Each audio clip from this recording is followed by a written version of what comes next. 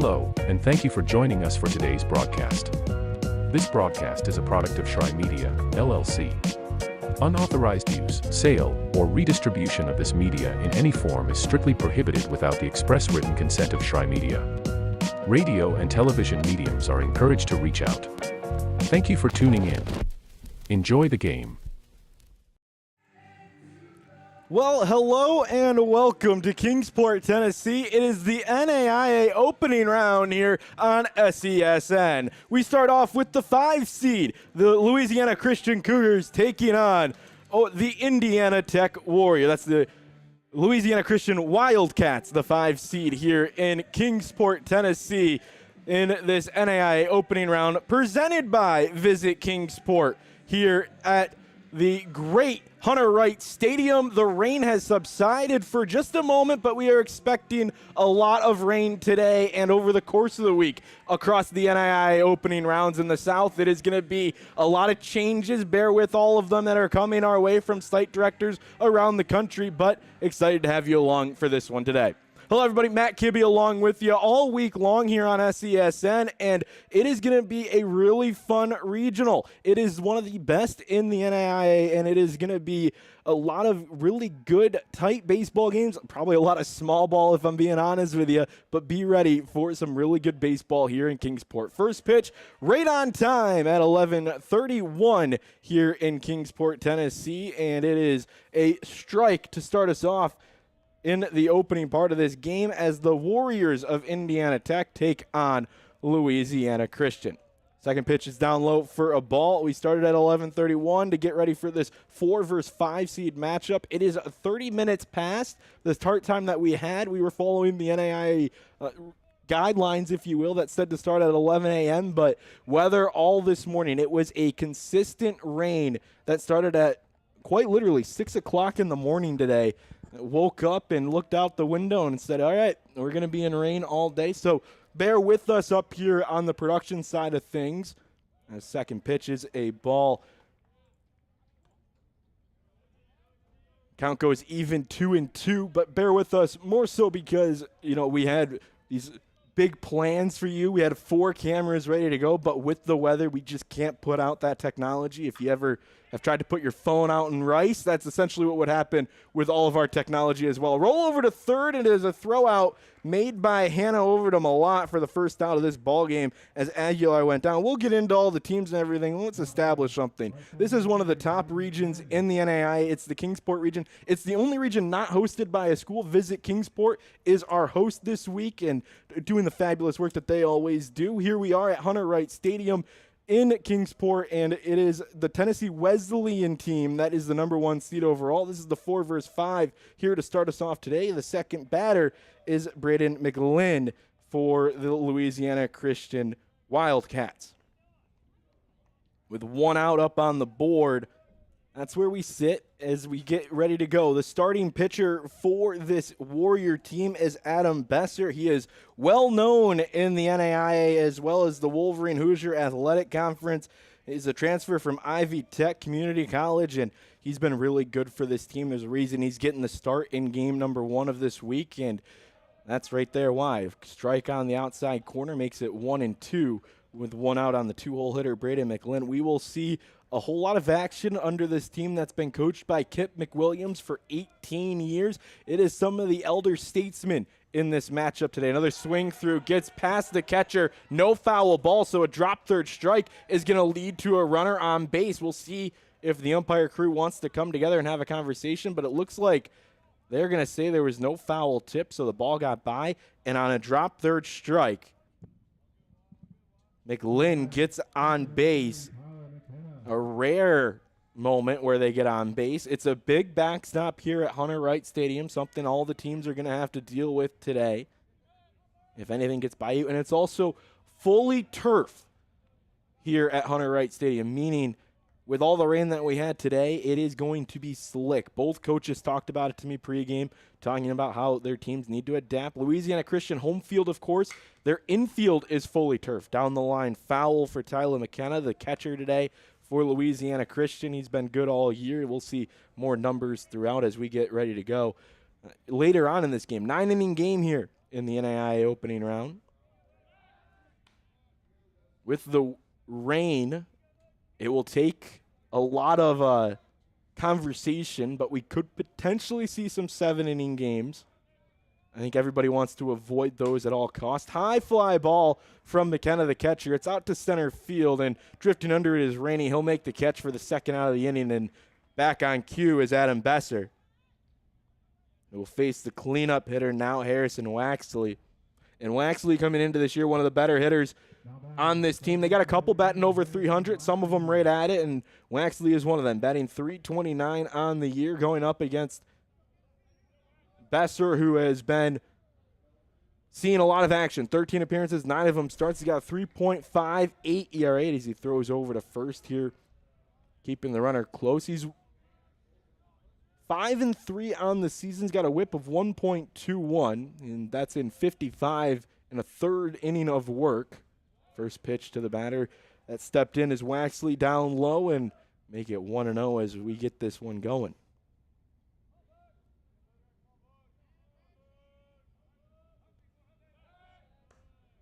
Defensive lineup for Indiana Tech. From the outfield from left to right, it's Miller, Rainey, Rybercheck. As a rollover to short is going to be picked up at second. We'll finish up the lineup when we get back, and we'll tell you more about Louisiana Christian. It is the NAIA opening round on SESN.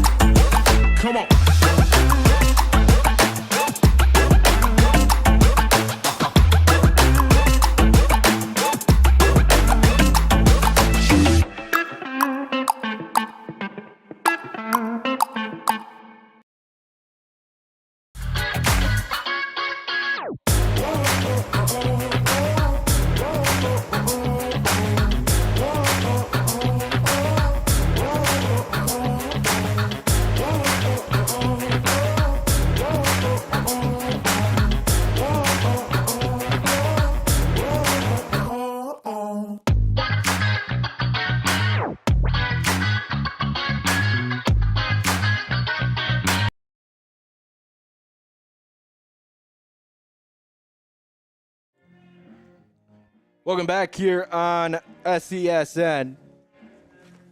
Starting pitcher for Louisiana Christian is Cy Fontenot. Coming in on the season, he's been really good for this team. He's, again, another reason why you're seeing him get the start here today. 15 games he's played in, 14 of them have been starts. He's got a 4.20 ERA, a 1.25 whip. He is 4-5 in his starts, but, I mean, it's 2025. Do wins, loss really matter in baseball anymore? And he's pitched 75 innings even over the course of this year. 4 complete games, and coming in, he's got 67 strikeouts. So he is a pitcher that will work around the zone, make pitchers and batters work, and that's what he does best. Logan Rybercheck is going to lead off the game for Indiana Tech. He's been good as well this year. I mean, if you made it to this portion of the year, you've had really good hitters all year long, and none of the exception here for the leadoff man who's batting .279 on the season. It's an Indiana Tech team that had to work its way through the WAC tournament as a 3 seed to come back and really upset the University of Northwest Ohio. And if you want to have the argument, I mean, the boys over at NAIA Ball could talk about it a little bit more, but Indiana Tech essentially kind of stole a bid in this tournament. Maybe would have made it as a at-large, but they kind of stole that bid from the 1-2 in the WAC outside of the regular season.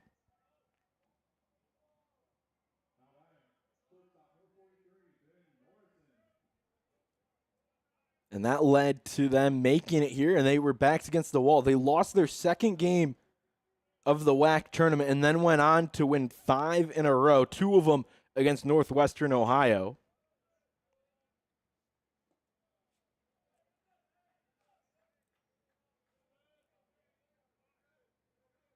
Brings up Ben Morrison. Morrison, the best hitter for Indiana Tech, a .388 average on the year. He's played in every game this season, has started 54 of them, now make it 55, and played in 56.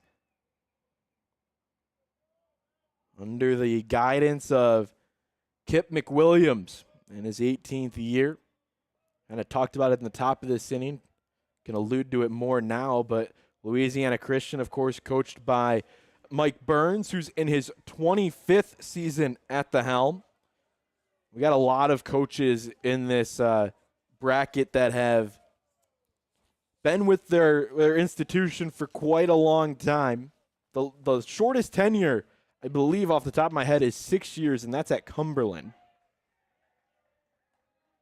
They face Columbia after this game. Tennessee Wesleyan is waiting for the winner of the game playing right now. 3-1, make it 3-2 after the foul ball by Morrison. Wildcats line up. Huffman, Lorio, McLinn in the outfield. Waxley, Aguilar, Gotro, it's second. Troll at first, and McKenna is the catcher. Another foul ball keeps it 3-2.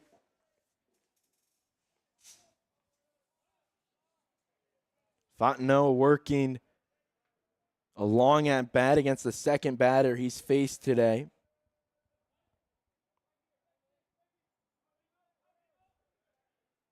The 3-2 sliced down the line. Fair ball. Morrison will round first and head to second with a stand-up double. He drove it all the way to the left field wall on a single bounce and ends up with a double with 1 out, and there's a runner in scoring position for the Warriors of Indiana Tech. And Bryson Hanna will come up to bat with a chance to drive in an RBI. He's got 45 of them on the year, batting .354.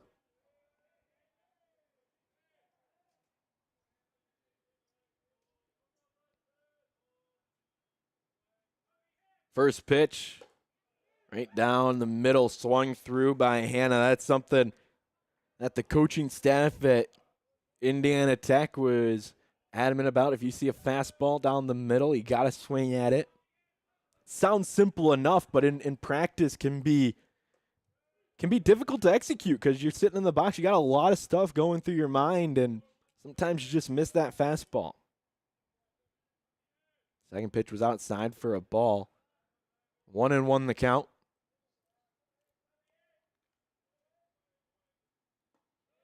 Another breaking ball down low. That's a swung over top of, call it a strike, 1-2. After the double from Morrison, there's 1 out and a runner at second. The 1-2 fouled off the shin. Bryson will get another one here. Protecting against the off speed from Fontenot.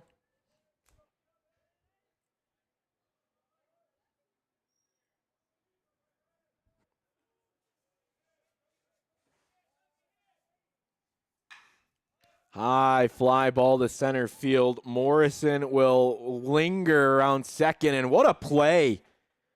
That's Gotro in second base, who went all the way out into shallow center field to make the over-the-shoulder catch for the second out of the inning. So a fly out, an F4, but really could have been F8. L'Oreal was coming in, and Hanna went way out to grab it, and that runner's still at second base. Jordan Malott now batting. First pitch strike from Fontenot, and Malott batting .350 on the year. 61 RBIs, leads his team in that category. And he'll add another one after the base hit past the second baseman. Throw coming home from McGlynn. And actually the runner's going to have to hold up. A great throw by McGlynn to get it back on the infield. It was cut by the first baseman Troll, and runners will move to the corner after the Malott base hit. That looked like, and it was a wind from Brent Alwine at third, the third base coach for this Warrior team. He was giving him the windmill and then had to hold up with McGlynn getting a nice play. There's going to be a drive from the lefty Ferguson out to center field, and drifting over is Lorio. Looked like it was going to hit the gap, but instead Lorio trails way over into right center field to make the catch, and nothing comes of a couple of hits in the bottom of the first inning. We move to the second here on SESN. Our score is scoreless here in Kingsport.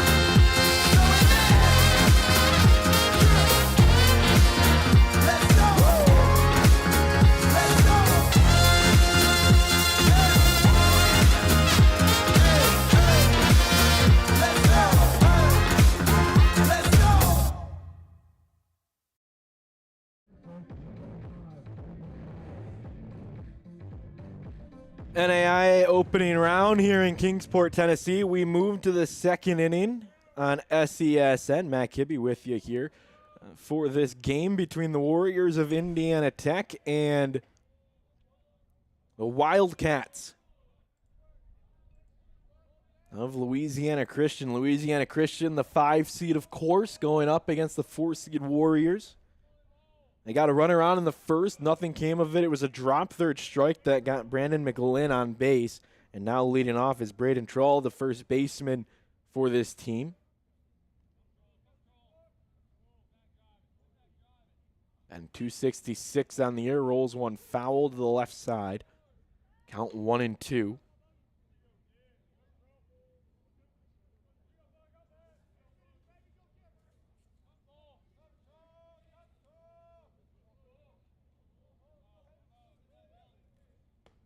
Another pitch on the outside, just missed. Looked close for Besser, but doesn't go.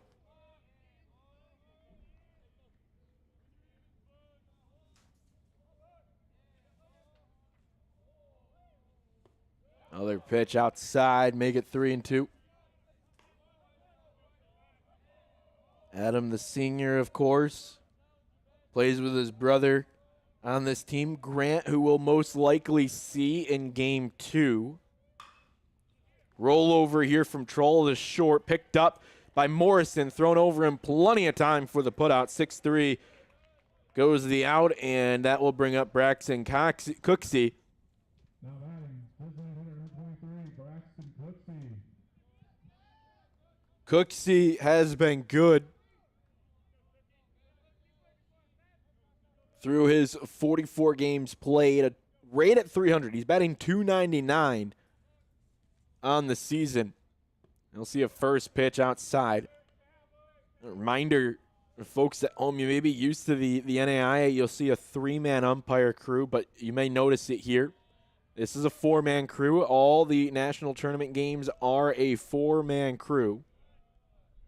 So that helps out with a little bit of those areas where sometimes you like during a regular season game or even some of the conference tournaments, you'll see a moment where you're just not. If you have that extra umpire, that extra set of eyes, you may have a different outcome. But NAIA make sure that doesn't happen when it comes to postseason time.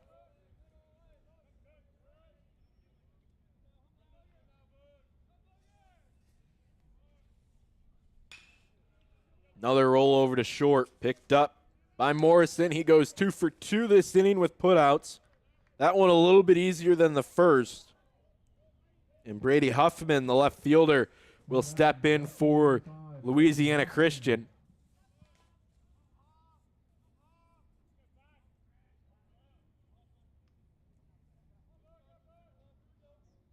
Team that's batting .298 as a team. They've scored 322 runs offensively.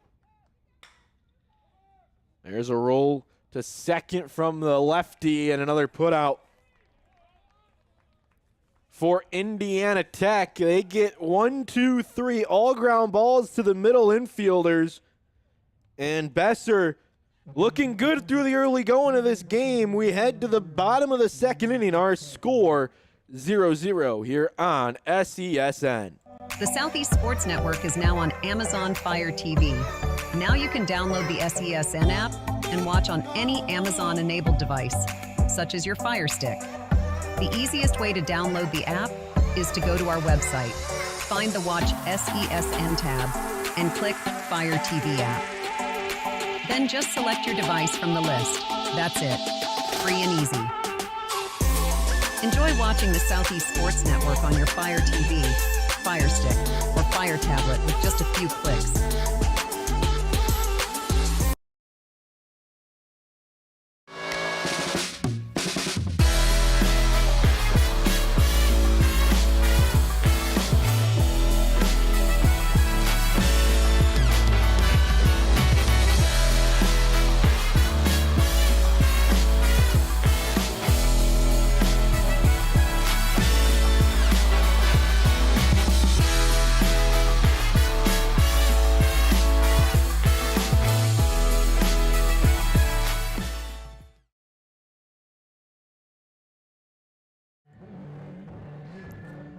Welcome back on SESN.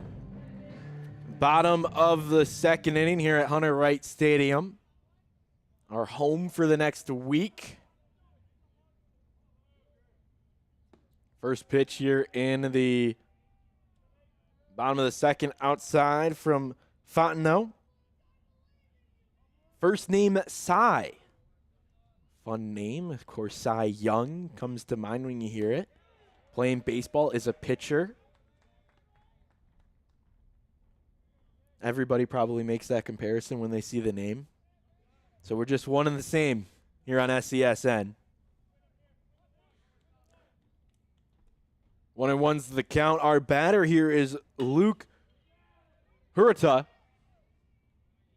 And he'll roll out and ground out to short for the first out, and that will bring up Garrett Rainey, the center fielder, for this team that sits at .293 on the year and 53 games played. Slugging .425. 53 hits and 181 at-bats. Another pitch called a strike from Fontenot. He's been on fire so far, throwing first pitch strikes, really attacking the Warrior hitters.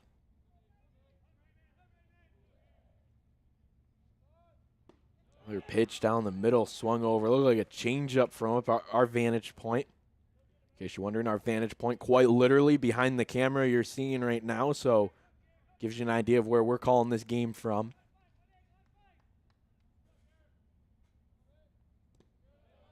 Only one radio crew is making the trip. That's Cumberland, who they travel for every game.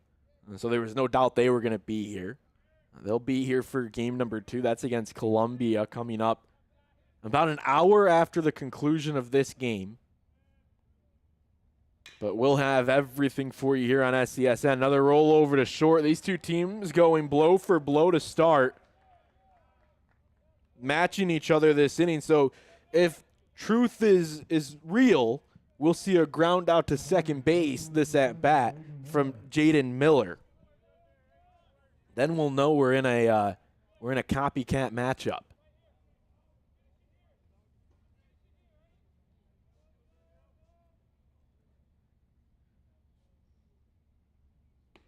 Miller has played in 41 games.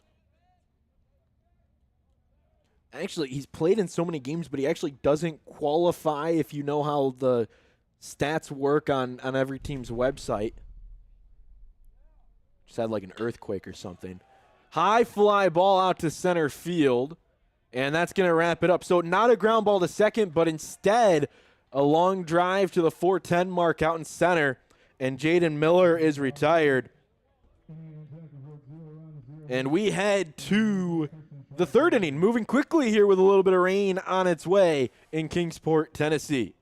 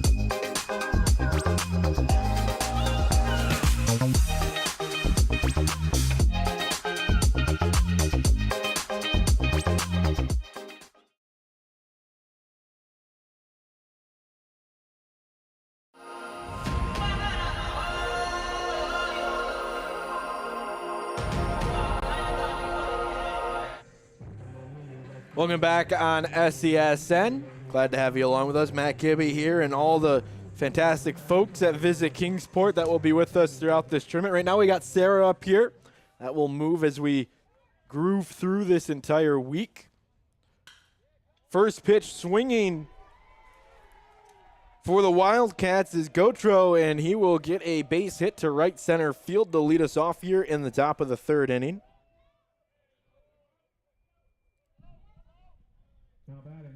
And that is the second base runner of the day after Braden McLinn got on base with a drop third back in the first. They went 1, 2, 3 in the second, all ground balls. That was an elevated hit, the first one of the game for the Wildcats, and they'll play small ball immediately. Bunt down the first base line, picked up by Besser and thrown over to Malott for the first out, and the runner moves into scoring position.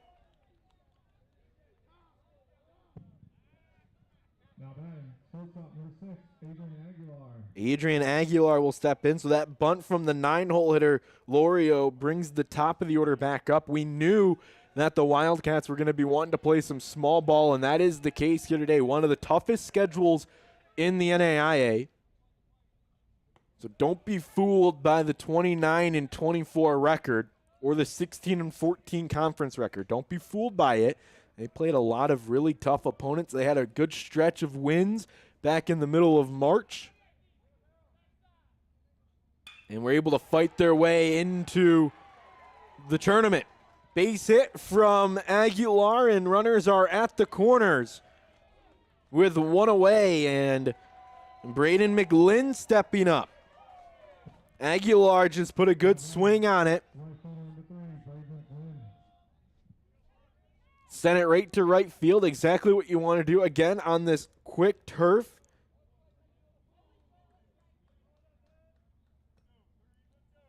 Rybercheck couldn't got to it very quickly because it bounced up to him in a single hop, brought some water with it.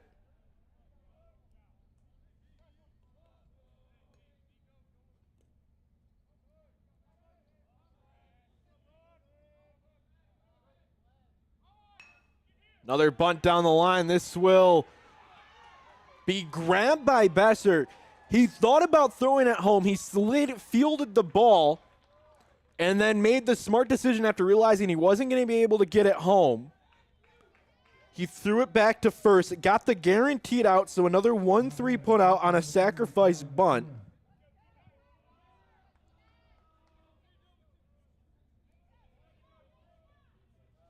And Gotro comes home.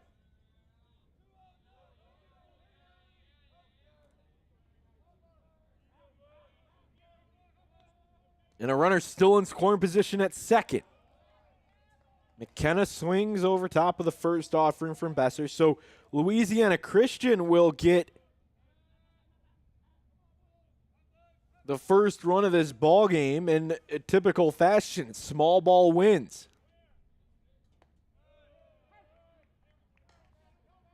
Another pitch on the outside from Besser, and it is 0-2 quickly on the catcher McKenna.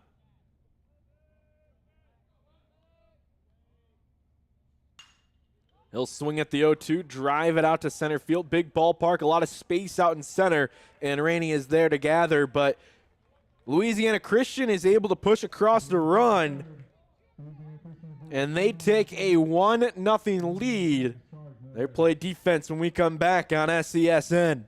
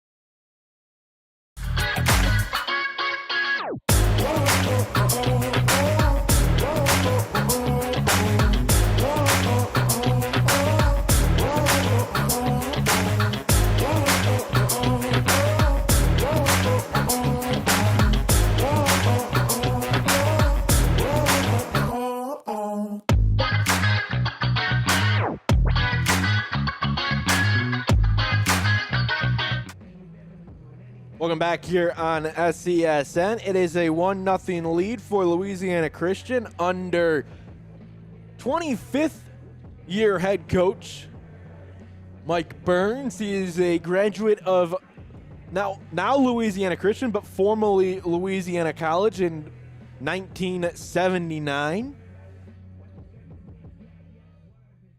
Changed that name in November of 2021 to what we know now as Louisiana Christian. First pitch strike from Fontenot. 5th seed this season. It's the second season in a row that they are in the NAIA opening round as a 5th seed. It's the first time they have gone back-to-back in the postseason in the NAIA. High fly ball to right field is going to be caught and gathered by McLean, and that's the first out after Alex Watkins set one to right. That'll bring up the top of the order. Talk about Ryberchek, who's batting now. 279 hitter, 50 games played this year, 36 hits. He's already 0 for 1 today. You may have saw him back in, I don't know if you actually saw it on the stream. I think our camera shook a little bit. We shook in the press box. Well, we found out there's a quarry or some type of rock explosion, like mine in a way, out in the mountains behind us, and they blasted some rock, and that actually caused basically all of Kingsport, it sounds like, to shake. So no earthquake. Well, I guess that is technically an earthquake in a way. Like a man-made earthquake. Another strike on Ryberchek. Back to Louisiana Christian. This is all numbers from their sports information director Brian. I think it's Boblitz. He'll text me and let me know if I said that right. But the SID over there gave us a ton of great information. All the SIDs do a fantastic job. You're going to hear a ton of thanks to them this entire week. 2-2 is the count on Rybercheck. Pitch on the inside, called a ball, appeal. No, he did not. Rybercheck will see that as a ball. It will move to 3-2.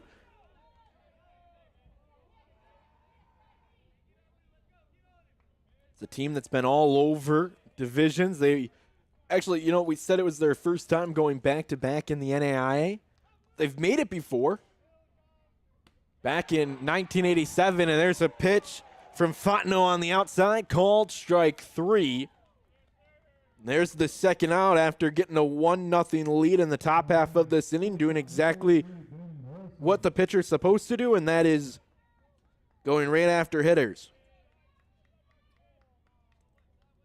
Now bring up Ben Morrison, the shortstop. He hit that double back in the first inning. His first pitch that he sees offered is on the outside. They were a Division III school at the NCAA level, never made it to the postseason there, made a couple conference tournaments, but never the postseason. And then in the NG, the National Junior College Athletic Association, they did go back-to-back in the World Series, but that was back in 2002 and 2003.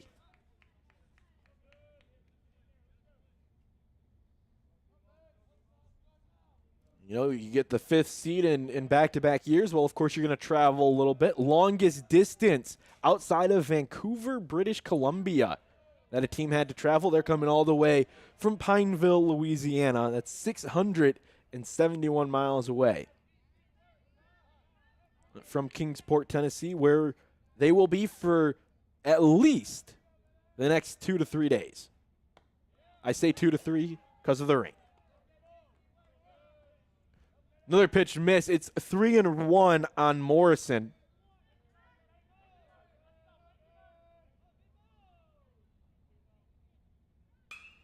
Another line drive out to left field. There's the dive and the catch. Huffman lays out. And it's a 1-2-3 inning for Cy Fontenot. And they hold a 1-0 lead to the Wildcats over the Warriors. We'll be right back on SCSN.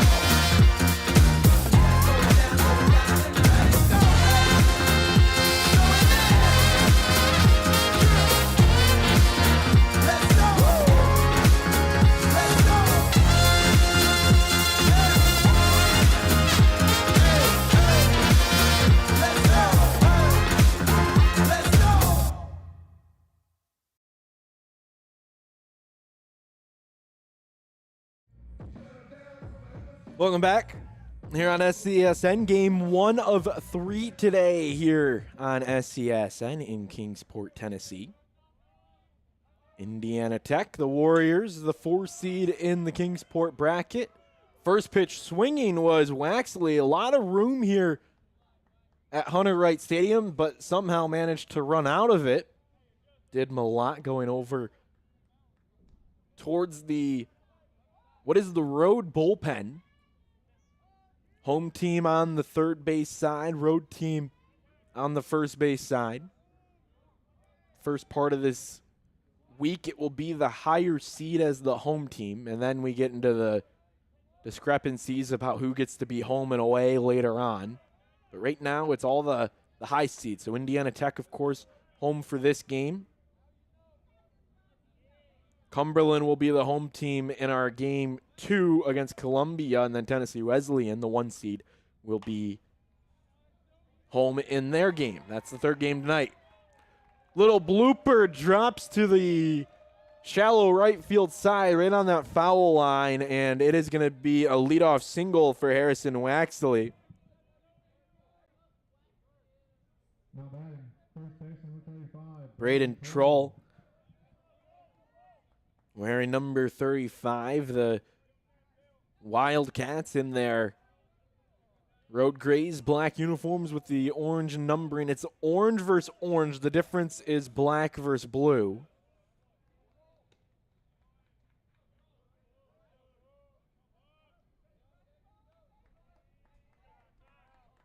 Troll grounded out to short back in the second. That was his first at bat. Now here in the fourth, pickoff for Besser doesn't go anywhere. Scoreboard follows 1 hit, 3 runs. 1 run, 3 hits for Louisiana Christian. The Warriors only had the 2 hits, no runs to show for it. They did strand a runner at third. 0-2 for Besser here as he throws a pick over to first.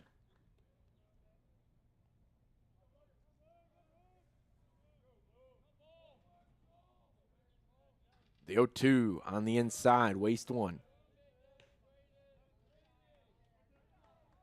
Talk about Indiana Tech a little bit. They come in from the Wolverine Hoosier Athletic Conference. They received the automatic bid by playing in the championship, and then they ended up pulling the upset as the 3 seed, taking out Northwestern Ohio. Back-to-back wins were needed. 1-1, 9-5, and then took them out 8-4 to win the WAC Tournament Championship up in, I believe they played that at Uno. Their last loss was on May 1st to Concordia. And then they've won out since. They've had a really good year. 37-19. They were 20-8 in the WAC. And they're the back-to-back conference championship. There's a base hit, C&I single to the left side. And it's back-to-back hits to start off the fourth for the Warriors. That will bring up Braxton Cooksey. He rolled over to short back in his first at-bat in the second. And now this team, the Warriors that is, will expect the bunt. They get it. It's down the third base side, playing it at a 45, throwing over in plenty of time is Hanna. He played that perfectly. He was sitting at a 45-degree angle, waiting to see if the bunt came his way. It did. And he threw it over to first, knew where to get the out, got the guarantee, and there's one away. Runners at second and third on the bunt from Cooksey.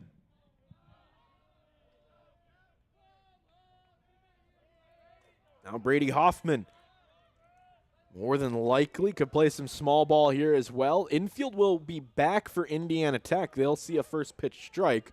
Will Hoffman, the left fielder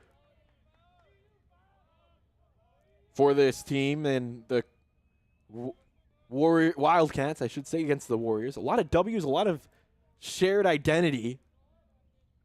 Another rollover foul to the first base side.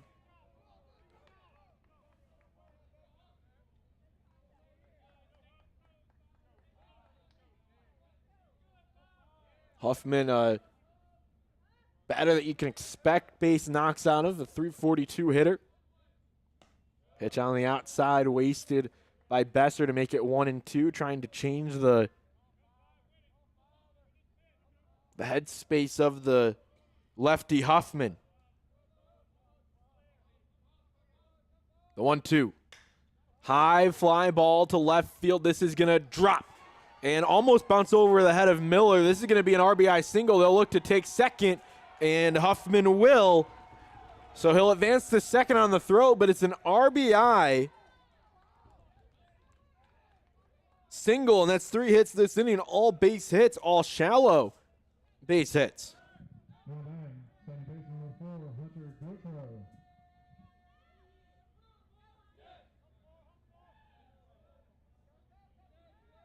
Waxley scores on that, and there's still one away. No force out with the runner advancing to second on the throw.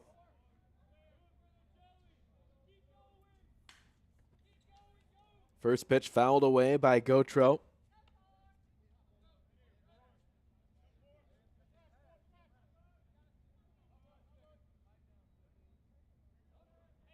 Two nothing for Louisiana. Another bunt.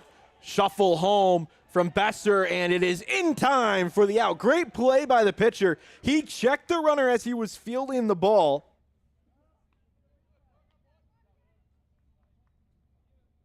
And he saw he had plenty of time to get Troll, who was coming from third base. So he did. He goes 1-2 on the putout and cuts off a run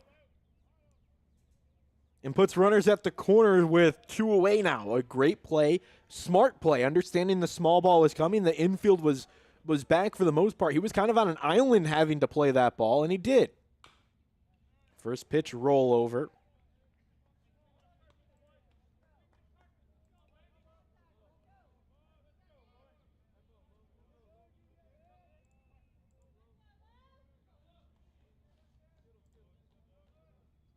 Wildcats lead.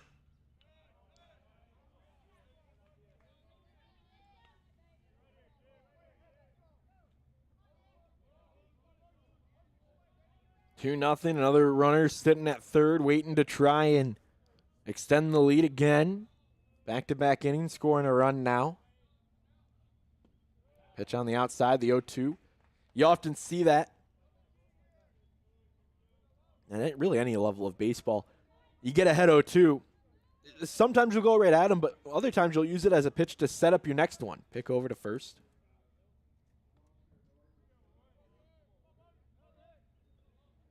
And that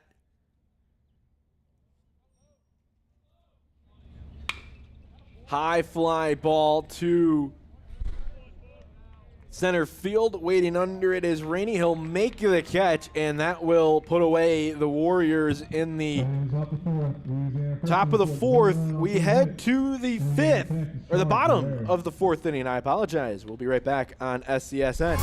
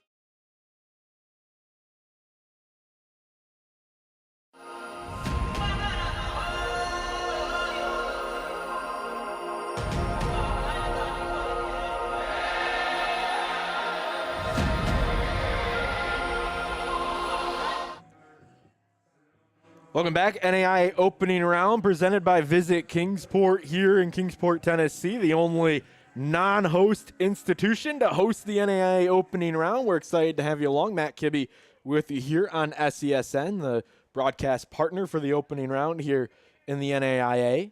It is a 2-0 lead for the Louisiana Christian Wildcats, and they are relying on the arm of Cy Fontenot to keep working the way that he has. He has retired the last 7 in a row.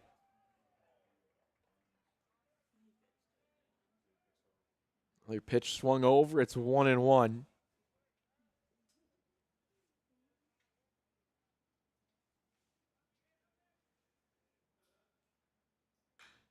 Swung fouled away by Hannah.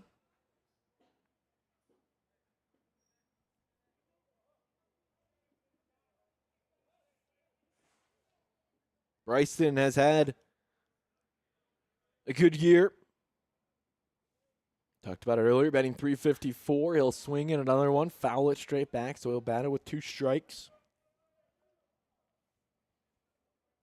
Flew out to second base in his first at-bat, and it's not really much of a fly-out to second as much as it was a fly-out to center that somehow Gautreaux just went on a horse and got to it.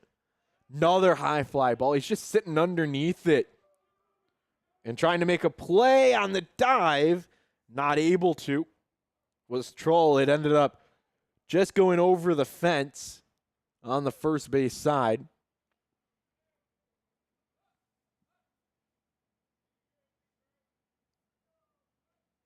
Rain has gone away for the most part here, but we've seen the radar is expected to kind of be off and on all day. We delayed this game by 30 minutes. A little bit more of a window tonight.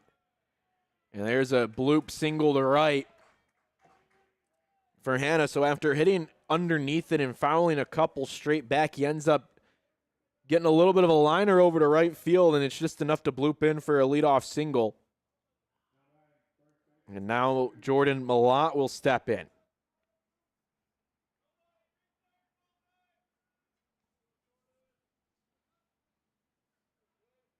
2-0 is our score. Indiana Tech really looking for their first opportunity since back in the first inning when they stranded a runner at third. There's a high fly ball to left field. Huffman is tracking it. He's back right in front of the warning track. He'll make the catch, and it's just registered as a long fly ball for Jordan Malott. That's the first out of the inning. Jack Ferguson will come up to bat.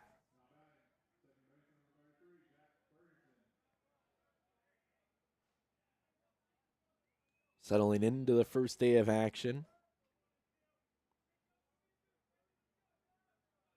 Still trying to figure out our best setup. I'm realizing that next game I'm probably not going to actually keep a book. Got awesome live stats on Stat Broadcast. Tennessee Wesleyan is the official stat crew for this one. They're not a host per se, but they have a lot of influence, I would say, on this tournament. Double elimination style.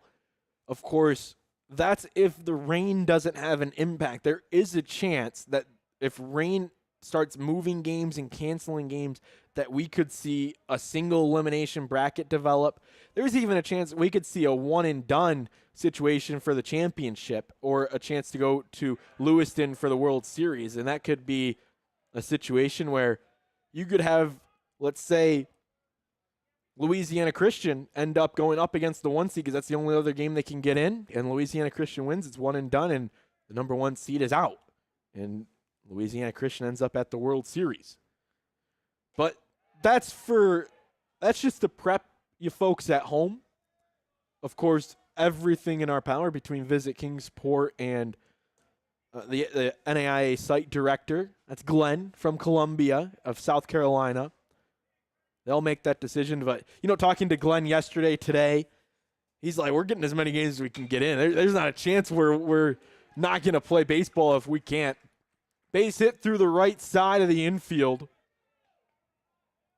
And there are runners at first and second with one out for Indiana Tech. First time they've had multiple runners on since back in the first inning when they had first and third with 2 outs and ended up flying out to end that inning. Now they have a chance to at least do a job here with first and second and 1 away.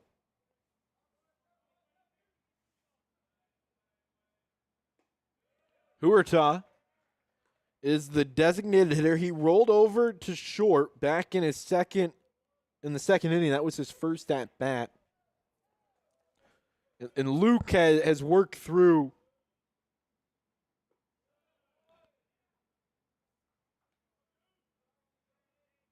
a lot of different at-bats this year. He's a .287 hitter. He's played in 51 games. It's 136 at-bats. Seen him in a variety of different spots today, batting in the 6th spot in the lineup.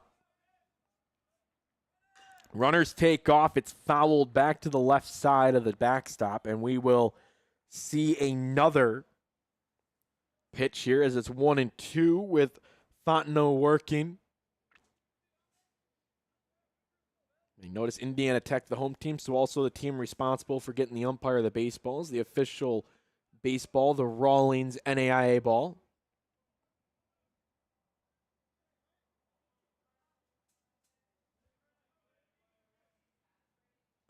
Pitch down low, 2-2. Fontenot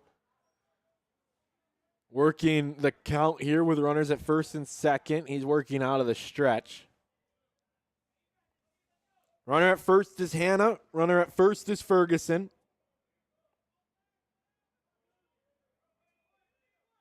Huerta will swing at the 2-2 and foul it straight back off of the glove of McKenna.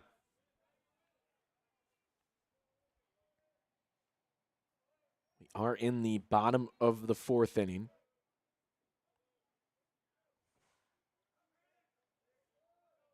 Warriors are the home team. And there's a high fly ball. Could have done a job, but it stays on the infield in foul territories, and it will be caught by Waxley. So almost in lieu of the best case scenario, the worst case scenario happens. It's a ball in play that you can't move up on. And now there's 2 away with runners at first and second. Garrett Rainey, the center fielder, who's had to make a couple of plays out in the outfield today, will step in. Pitch on the inside.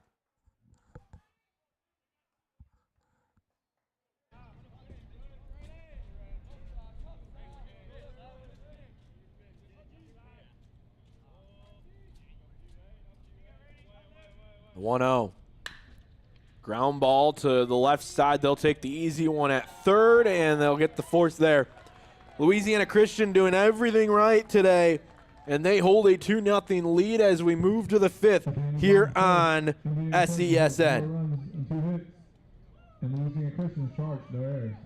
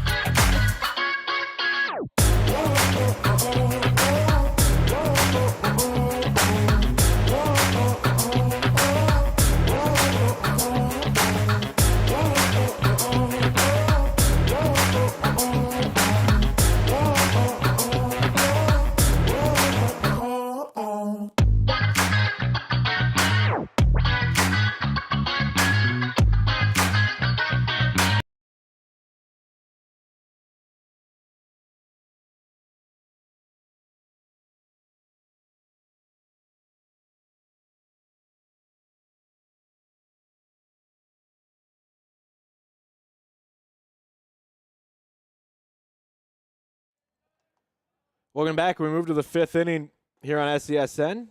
Glad to have you along with us here.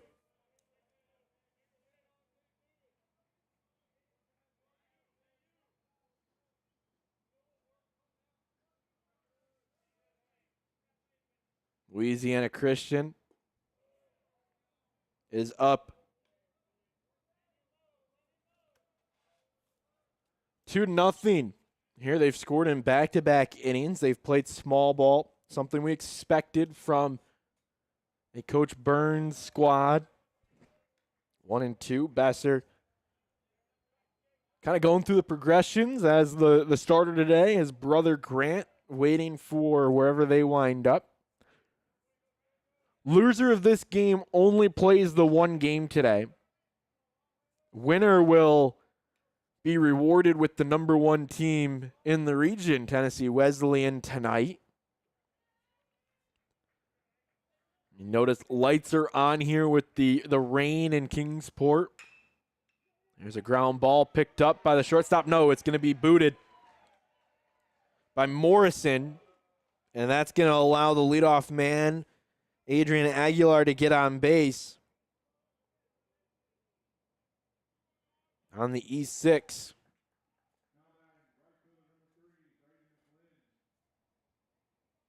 Braden McLinn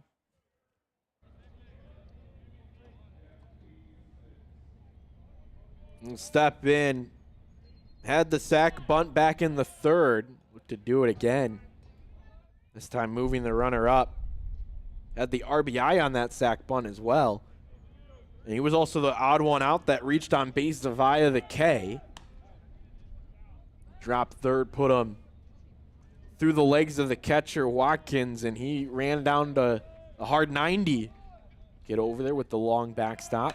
Runner takes off, high fly ball. He'll have to retreat. Hanna looks to be underneath it, and the runner Aguilar will go back to third. It looked a little bit shaky for Hanna for a moment, but he's able to make the catch. That will bring up Tyler McKenna. Now batting, catcher number 30, Tyler McKenna. In the 2-0 game. Louisiana Christian. They're coming off of a Red River Athletic Conference tournament where they ended up losing to LSU Shreveport, one of the hosts, on a 51-game win streak, the longest in the country at any level.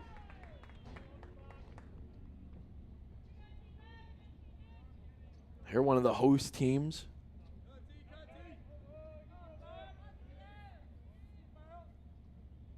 Keeping an eye on all those other opening round matchups.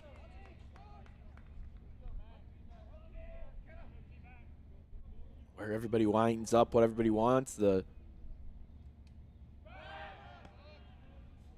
source is saying that we'll most likely not see chalk. Saw that in March Madness this year. But expect a couple of upsets. Right now we have what you can call an upset based on the seeding, but these two teams are evenly matched. As evenly matched as you can get. And, you know, honestly, talking to Coach McWilliams, he said, you know, you should be scared of us if we end up in the loser brackets. We play our best when our backs are against the wall. Of course, you don't want to be in that situation by any means, but not a place that Indiana Tech is unfamiliar with. It's a team culture that is built. Senior saying we're not done yet. There's a fly ball out to right field, high in the air, but it stays kind of on a line for Raberchak, and he'll make the out, second out of the inning. Now batting, third baseman And number 18, Harrison Waxley will step in.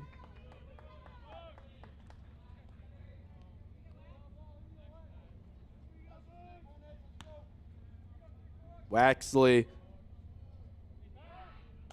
1 for 2 today. Had this hit back an inning ago.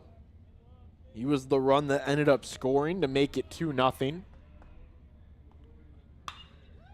And he'll get another base knock. Back-to-back at-bats and back-to-back innings with a hit for number 18 in black. Moves the runner up Now batting, to first second baseman number 35, after the Braden leadoff Troll. error. Put him on base, and Aguilar stands there now looking for a little bit of help from Braden Troll.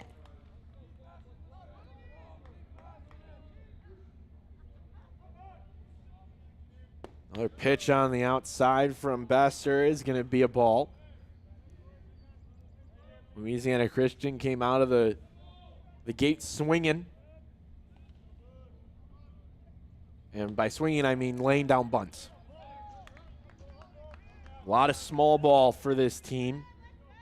Now they get a chance with the lead. They feel confident enough they can start swinging away. They've gotten the runs that they feel they need with their defense that has been really good all year long.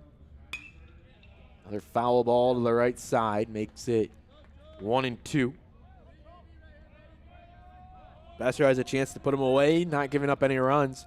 Try and stop the damage. It's been back-to-back innings with a run for the Wildcats. Pitch down low, makes it 2-2.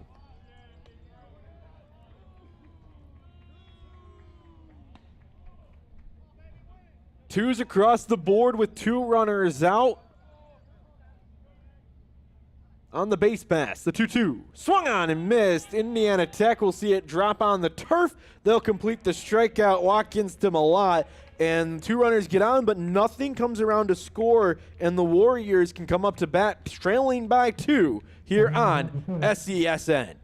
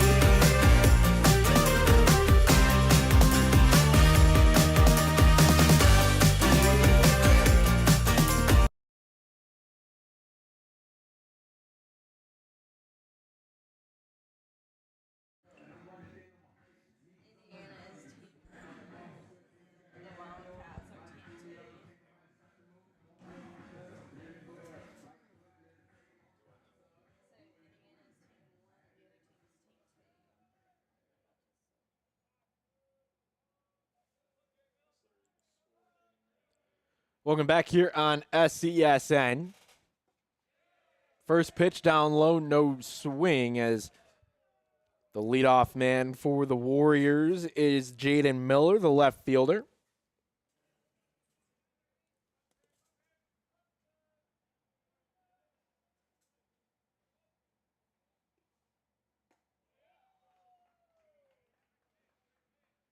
Pitch is a strike for Fontenot.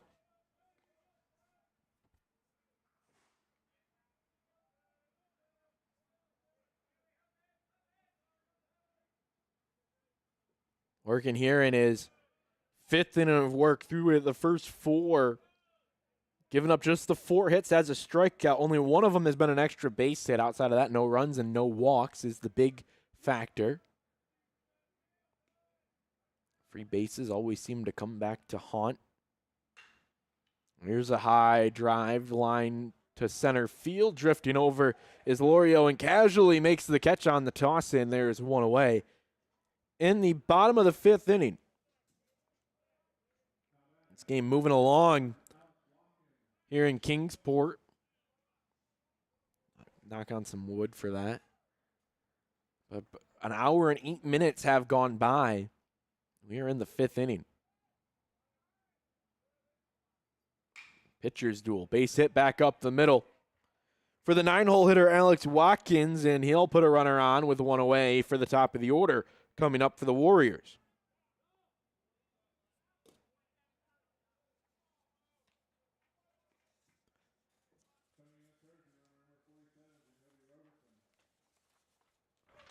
Brings up Ryberchek.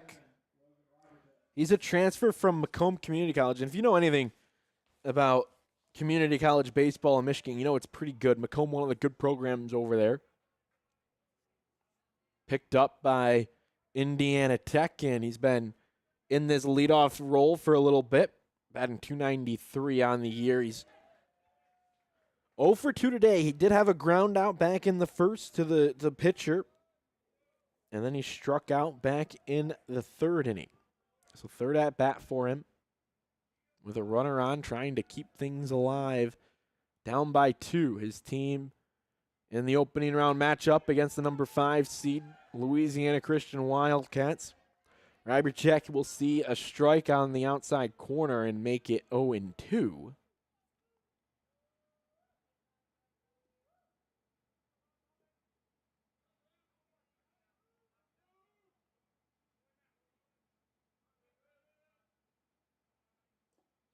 Swung over top of, and with first base occupied, it is a strikeout. That puts 2 outs up on the board. Ryberchek is retired, and Ben Morrison will step in. He's 1 for 2, had the double back in the first inning, looking for another one here.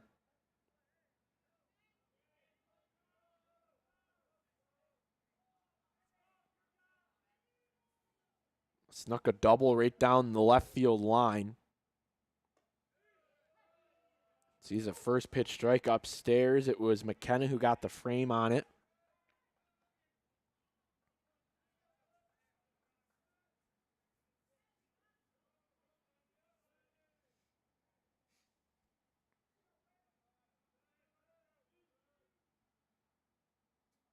Fontenot, another pitch.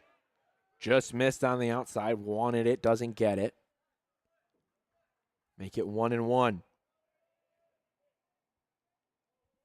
Runner at first is Watkins. He's been stranded there after the strikeout by Ryberchek, and now he's relying on his shortstop to keep the inning going. Takes a big league pitch out from the Wildcats. A rare pitch out called by the Wildcats coaching staff.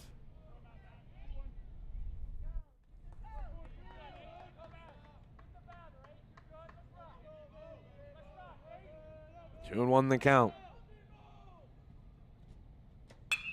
There's a barrel out to right field, but it's right on a line, perfectly scouted by Braden McGlynn, and we'll head to the 6th inning after the lineout. The score 2-0 in favor of the Wildcats of Louisiana Christian. We'll be right back on SESN. It all began in 1937. A vision to start something different, something better. A college athletics association where competition wasn't just about the scoreboard, but about character, growth, and rising together. From that first tip-off, the NAIA has grown in size and in spirit, in the way we play, the way we lead, the way we make athletics greater than a game. This is college athletics the way it was meant to be. This is the right way to play.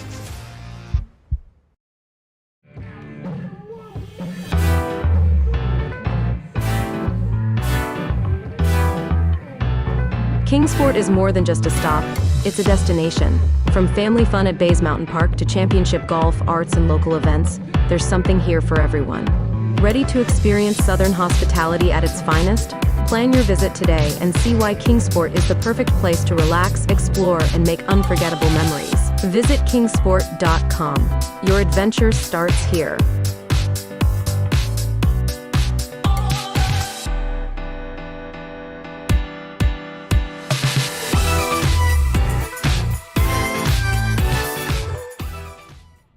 Welcome back here on SESN. First pitch of the inning, a ball on the outside. It is Adam Besser who continues to work now in his 6th inning of work through 5. He's given up the 2 runs on 6 hits. He's got 2 strikeouts. He's done that in 63 pitches. Another ground ball to third, gobbled up by Hannah, thrown over to first, just a little bit high, but on the bag, and there's one away with Cooksey retired. 5-3 goes the put out there, and Brady Huffman will step up. He had the RBI single that doubled the lead to 2 back in the 4th inning of work. Outside of that, had a ground out to second back in the 3rd. The lefty going up against the righty. First pitch from Besser, rolled foul by Huffman.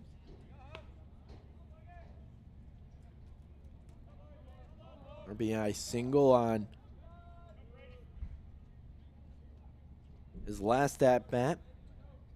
Was able to move up to second on the throw. Ended up getting stranded at third. Then that inning, another strike on the outside. Swung over top of by Huffman. Makes it 0-2 quickly. See if Besser wants to change up his game plan. So far, he's been wasting pitches in the 0-2 count. Instead, he goes right at him, but just misses off the plate.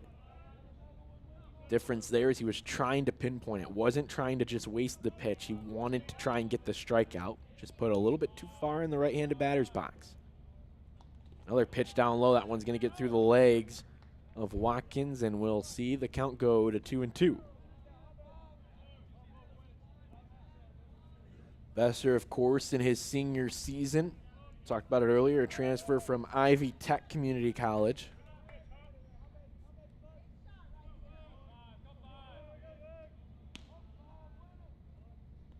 .61 native. And a base hit back up the middle. Huffman is 2 for 3 today, quietly putting together a really good game for this Wildcat team. One out single gets Hunter Gotro up.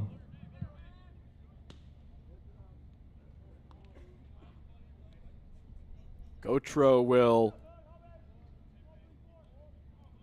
face Besser for the third time today. He is successful against him. It's the bottom of the order that's been really doing a lot of the work. Huffman and Gotro count for 3 of the 7 hits today. Foul ball down the left field line into the third base dugout, so we'll see another one. Count moving to 0-1 here in the top of the 6th inning on SESN. Matt Kibbe with you. Excited to have you along.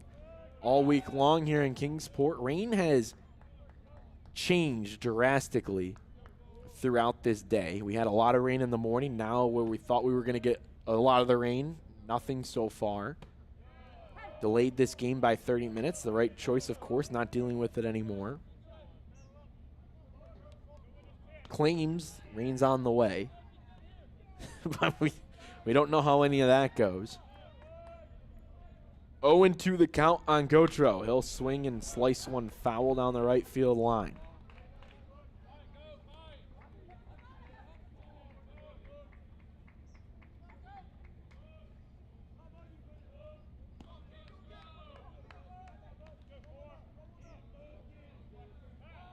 Another pick off to first. Nobody home. Lorio sits in the on-deck circle. He's 0 for 2 today. There's one out up on the board. Warriors looking for a ground ball double play.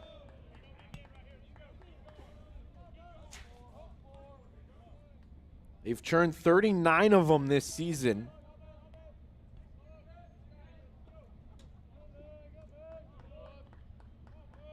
Team that has a 95% field percentage. Really, it's at 9.56. They've made 81 errors entering today. They do have an error today. It was a boot that didn't come back to harm an inning ago by the shortstop Morrison. He would love to make up for something here with a ground ball. Another pick to first. No tag applied. Still 0-2 on the batter, Gotro.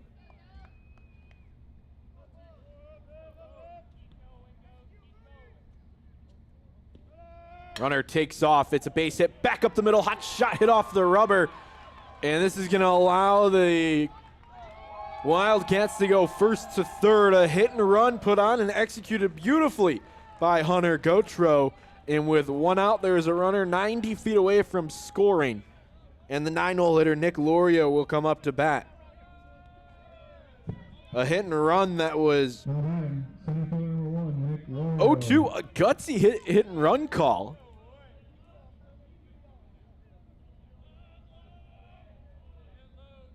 It can turn into 2 outs really quickly. Missed the hit and run. There is action down in the Warrior bullpen, and it looks like with the mound meeting happening, it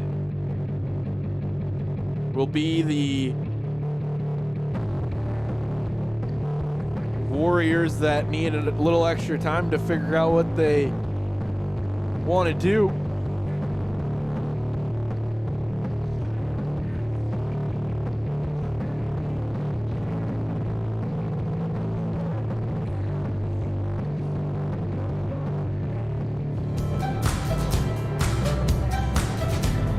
Stay connected with Visit Kingsport and the Southeast Sports Network all season long. Follow along on Facebook, Instagram, YouTube, and X for the latest updates, highlights, and exclusive content. Don't miss a moment. Visit their websites and get connected today.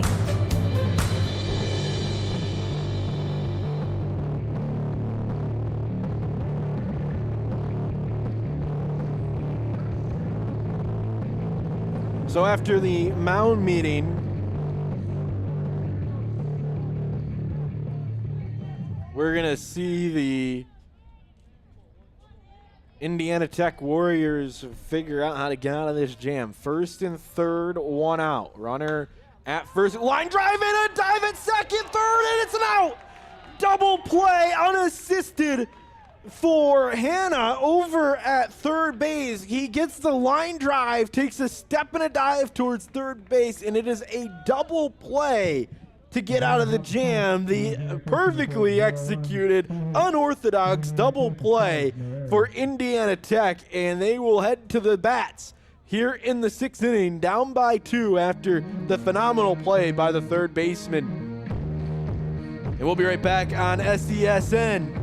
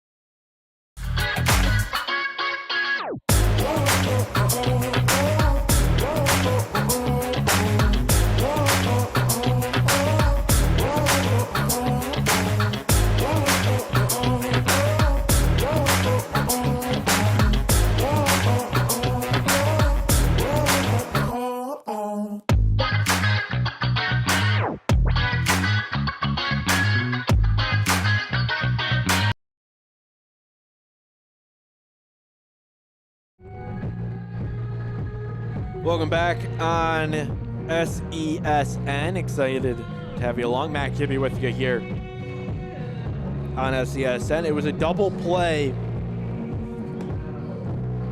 by the third baseman, Bryson Hanna, that got us through that top of the 6th that had an extended lead written all over it for Louisiana Christian. But Bryson Hanna stepped up and got the line drive, dove back to third, and got the final out on a double play.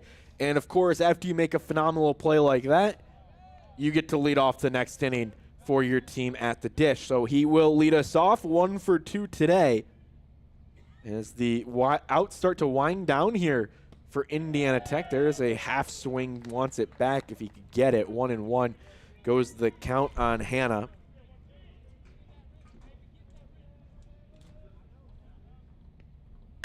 He'll swing at the 1-1, send it right to center field, and it will be held up by Lorio. He'll watch it fall in front, and it's a base hit to start off this inning. Second time Bryson has led off an inning with a hit. He did so in the 4th inning. Of course, no runs have come around to score yet for the Warriors. They're trailing by 2. It's a team that can score runs. They've scored 418 on the year.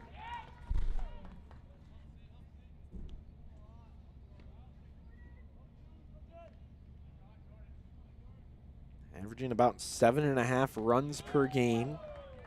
Strike on the outside. 0-2 on Malott. First baseman day is 1 for 2. Pitch down low, blocked by the catcher McKenna, doing exactly what he's supposed to do with the runner on. Fontenot again has been taken out. I didn't even recognize we had a new pitcher. There's another drive out to left field, and the bobble and drop by Huffman, so everybody's going to be on. That was a dive attempt by Huffman. Personally, I wouldn't mark that as an error. He went all out and just couldn't hang on to it. But runners move to first and second after the hard single by Malott. Put a drive into it, exactly what you're supposed to do.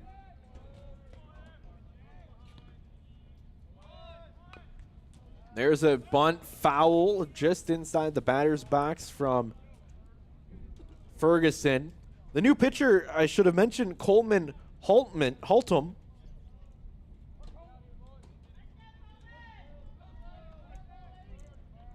He takes over after 5 innings of work from Fontenot. Another foul ball. On the year, Haltom has played in 18 games. He's had 6 starts, a 3.50 ERA, and 54 innings of work. He has struck out 51 batters so far. Hasn't been able to get an out here, starting off the clean sheet in the 6th. There's another foul ball down the first base line from the lefty Ferguson.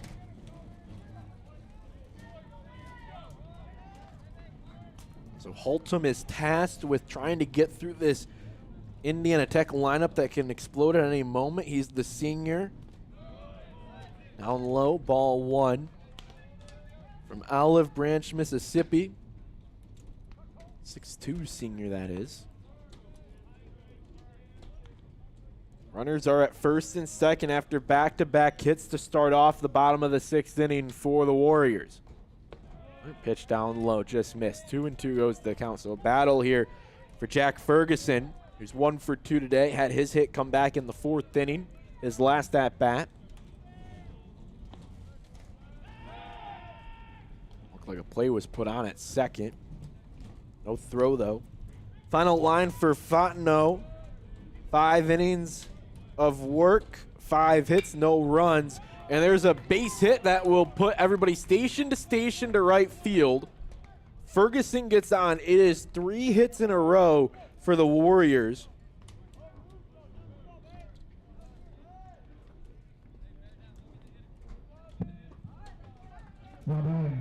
And Haltom is now going to have to work through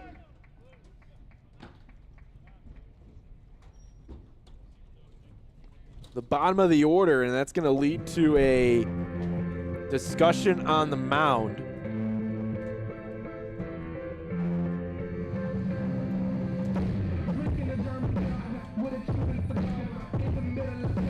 And I believe it's actually going to end up leading to a complete change.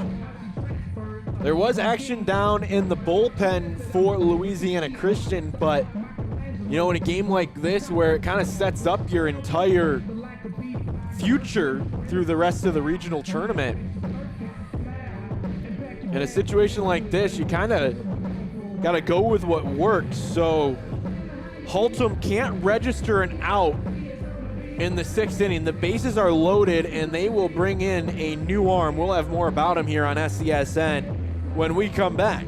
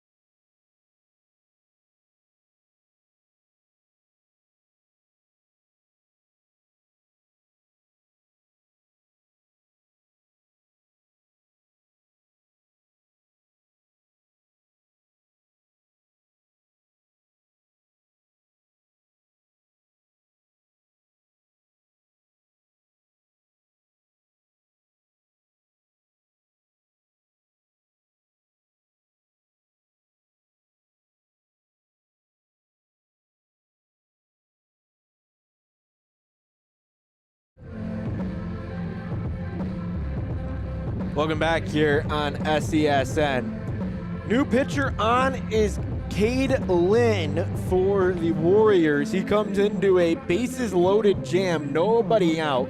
5.05 ERA, a 1.63 whip. 3-6 on the year, but that's in 23 appearances. He's got 2 starts, 41 innings of work, and now he is tasked with really what is the key point in this game. Up 2, bases are loaded, and the designated hitter, Luke Horta, is the batter. He is 0 for 2 today, but now bases are loaded. Looks like the middle will play for the double play. Corners are in or even with the bag. First pitch with a big grunt from Lynn is a called strike, and it's 0-1. He works extreme third base side of the rubber, has a wide open stance, closes it, and then it's a lot of muscle flinging at you. Ground ball to third, picked up, coming home with it. They'll get the lead runner, and the score will remain 2-0, but the bases will stay loaded. Great play by Waxley on the fielder's choice to cut off the runner. And that's the first out of the 6th inning. Garrett Rainey steps in. First pitch to Rainey. Going to be sent out to center field. Drifting over and making the catch is Lorio, and he gets it in plenty of time. So the runner at third can't tag up. Sitting at third now is Malott, who took a couple of feet off, but with Lorio getting it in, that is something that this Louisiana Christian team has done really all year. They get the ball on the infield as quickly as they can. A lot of other teams, that would have been a run, but Lorio came charging in and threw it in immediately after making the catch. And now, just like that, there's 2 outs and the base is still loaded. Another pitch down low from Lynn. Miller is the batter. He is 0 for 2 today. 2 fly balls to center field. Now a chance for his team to at least tie it up. If not, cut the lead in half. Pitch on the outside, called a strike. Lynn, he's releasing all the energy here. He's got the big grunt, the big motion, and an electric fastball with a little bit of life behind it. The 1-1 on the outside. Not sure if it's a tip pitch or not, but he didn't grunt on the off-speed pitch.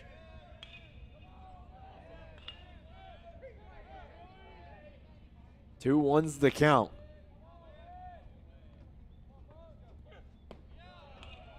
Another pitch down low, 3-1.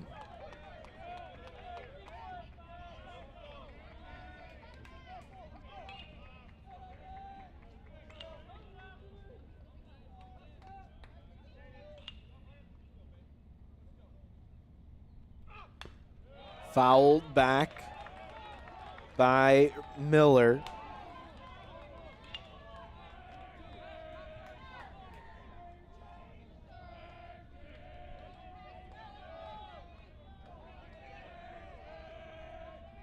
Lynn will come to the set. 3-2, 2 outs. Runners are moving. Foul ball will do it again. The fun part there for Malott over at third is he has to kind of take a banana peel route. They got to go really wide and don't want to interfere with the play at home with the pitch. Everybody else running a hard 90. 3-2 again. Cade Lynn comes to the set trying to get out of the jam. On the inside, he walked him. Just missed Indiana Tech back within 1 after the RBI walk. And they get their first run of the day.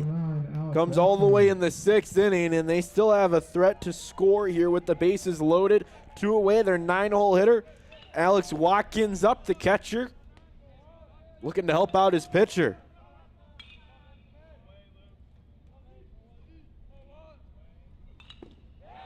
Check swing. Yes, he did. It's a called strike.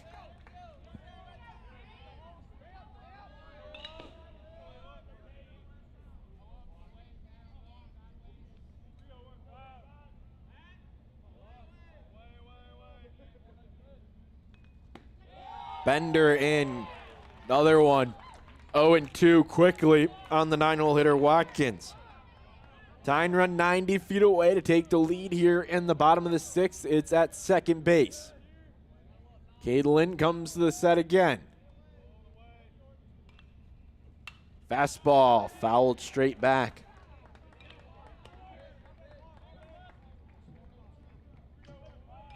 Count remains 0-2.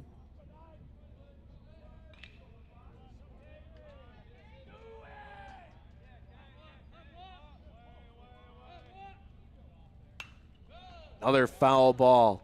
Watkins in a battle. 5th pitch of the at-bat coming. Couple of fastballs, couple of off-speed. The 0-2 again.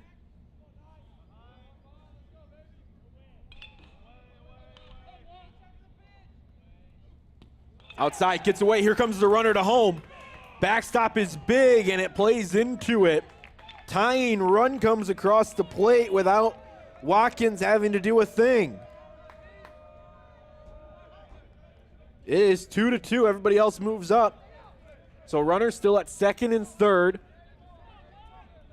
With 2 runners across, we are tied. Count is 1-2. Pitch did miss in the dirt. Watkins didn't swing over it. Another pitch outside. Lynn with some frustration let out on that one. Count goes to 2-2.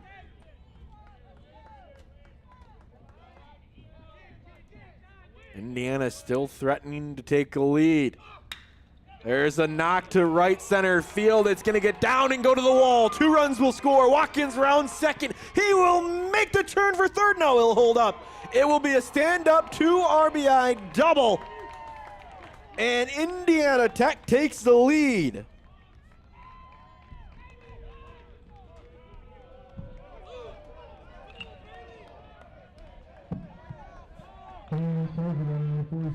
So Lynn comes in and does get 2 quick outs, but Indiana Tech, behind a walk and a double, are able to clear the bases.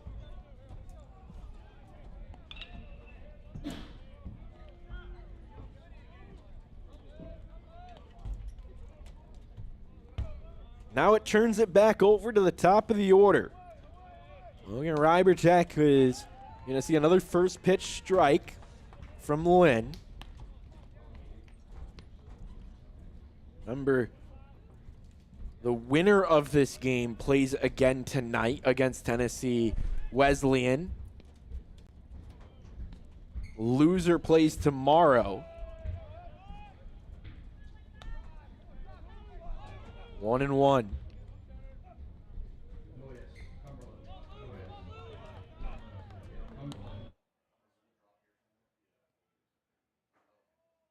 One and one.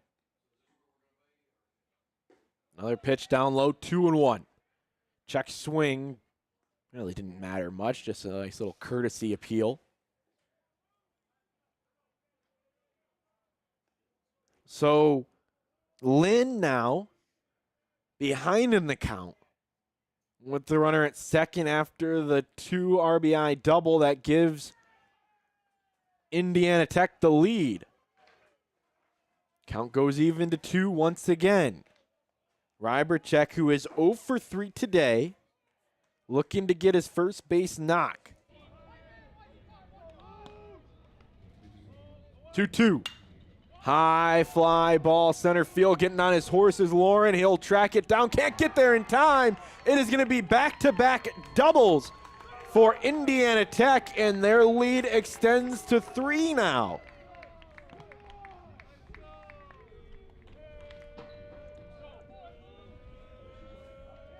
Watkins scores from second fairly easily, And that one just kept drifting out to left center field, right in that power alley gap.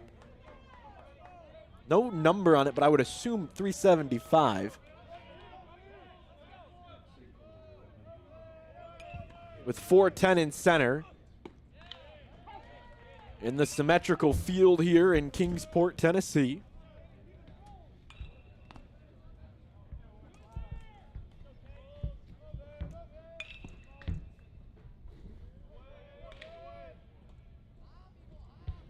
Five-2 ball game now.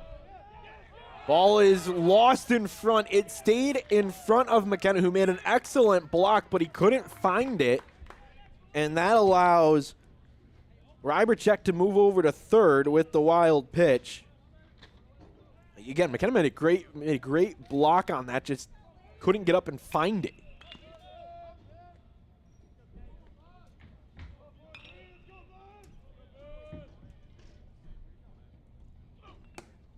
On the outside, Lynn doesn't get the call.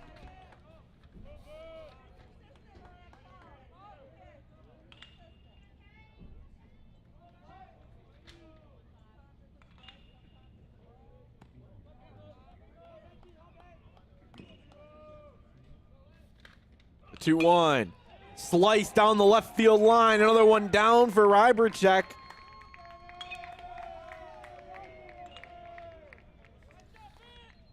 I apologize. It's Ben Morrison. I was going to say another one down from Morrison. It was in the same spot that he hit his double back in the first inning. And now all 9 hitters have come to the plate this inning. Another one scores for Indiana Tech, and they were just waiting for the floodgates to kind of open. They couldn't get past Cy Fontenot, but then Louisiana Christian goes to the bullpen, and that is where Indiana Tech thrives. Back against the wall, feeling like they needed it.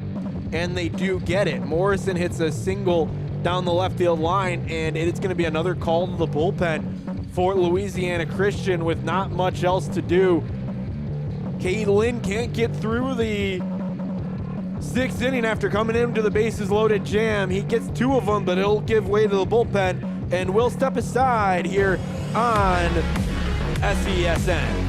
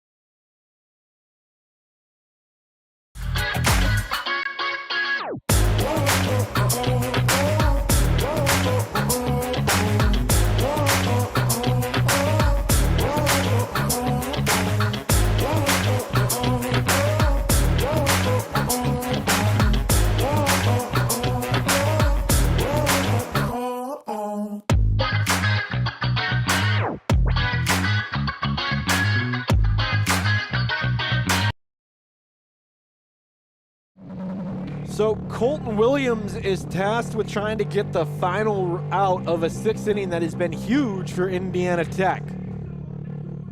9 hitters have come up. The leadoff man from this inning, Bryson Hanna, is back up at the dish.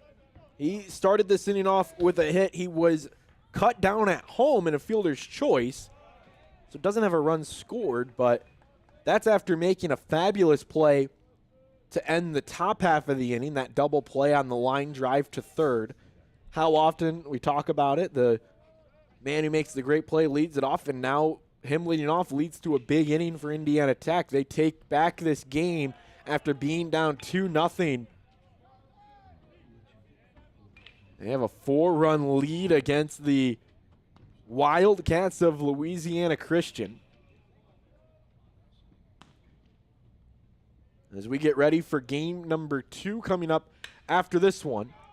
Line, high, drive, fly ball, diving in lane out, not hanging on to it is Lorio. Another one that he just can't get to, and the runner from first, that is Morrison, will score. Lorio almost made a fantastic Superman dive, but when he made contact with the turf in the outfield, the ball bounced out of his glove. And a run will come across to score after the second hit of the inning for Bryson Hanna.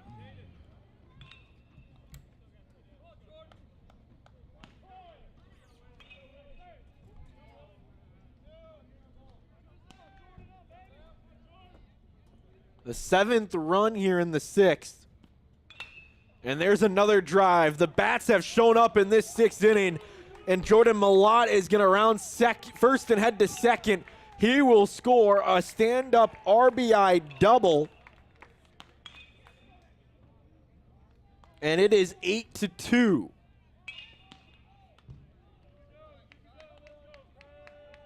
Hanna scores. Now the 11th batter of this inning will step up. Ferguson, who had a hit and scored in his at-bat prior.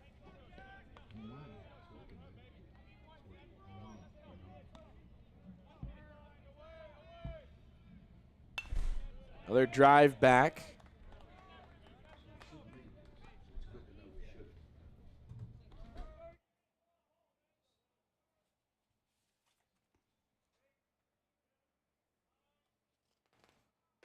Another one upstairs for Colton Williams, who is tasked with trying to end this inning.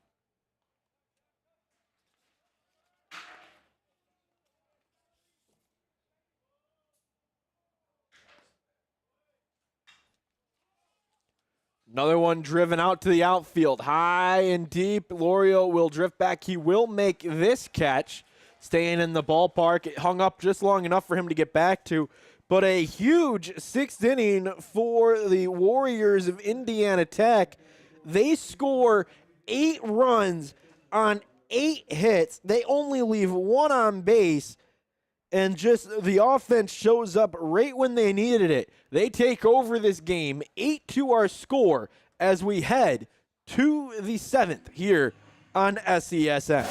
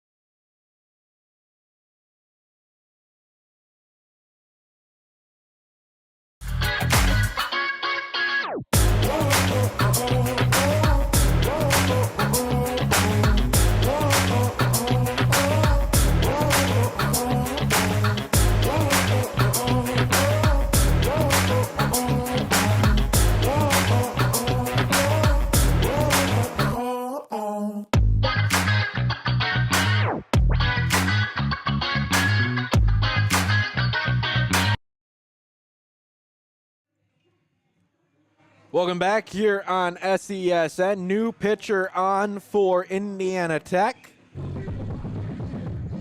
And it is the all-conference second team member, Colton Leatherman, who will take over for Adam Besser. Besser's day comes to a close with 6 innings pitched. He gave up 8 hits, 2 runs. They were both earned. Had 2 strikeouts, no walks, another big stat to keep an eye on. Colton Leatherman, of course, the underarm, sidearm, whatever you want to call it, the submarine pitcher. And he'll get a little help from his first baseman on a fly ball out by the leadoff man, Adrian Aguilar. Leatherman, like I mentioned, was an all-WAC second-team member. He's one of the top relievers for this team, 18 appearances, a 2.08 ERA. He is 5-1 in 43 1/3 innings pitched, and he just comes at you with a motion that not a lot of guys are used to seeing. It's not the fastest speed in the world, but with that angle, nobody's really ready for it, whether you're batting from the right side or the left. Leatherman makes it really difficult to adjust, especially coming after the over-the-top thrower in Adam Besser. Leatherman is a really like a change of scenery for this Warrior team. There's a reason why he's set up to come out right after the starter in a game like this after his team put up 8 runs. Now in the 7th inning, he's trying to set everybody up for the rest of the bullpen. Another fly ball foul. Count remains 1-2. We're in the top of the 7th inning here of our opening game of the day. It is Indiana Tech and Louisiana Christian. Next up, we got Cumberland taking on Columbia, 2 versus 3. That's like, truthfully, one of the most highly anticipated 2-3 matchups across the board today. Cumberland and Columbia. And then we got the number 1 seed here in Kingsport, Tennessee, Wesleyan, facing the winner of this game in front of you now. That is scheduled for tonight. With our pushback earlier, we can expect things not to be at the scheduled time. High fly ball on the infield. This will be the second out as Braden McLinn flies out to short. We started at 11:30. We were scheduled for a 2:30 start. We have to have 60 minutes in between games. And we also have a 6 o'clock game scheduled for later today. So you do the math on that. 2 outs, though, for Colton Leatherman. And first pitch fouled straight back by the lefty, Tyler McKenna. It's kind of the rare diamond you find in a catcher. A catcher always throws right-handed. But, you know, when you can find a catcher that bats a lefty and gives you that extra option in the lineup, you love to have it. That's what Coach Burns has in his graduate senior catcher, Tyler McKenna. 1-2 the count. 2 outs up on the board. Another fly ball. That's what the sidearm gives you. It's hard to get on top of it, and a lot of swings are underneath it. So another fly ball, this one to left field, and that's going to do it for the 7th inning. We head to the stretch. The score, 8-2, Indiana Tech over the Wildcats of Louisiana Christian.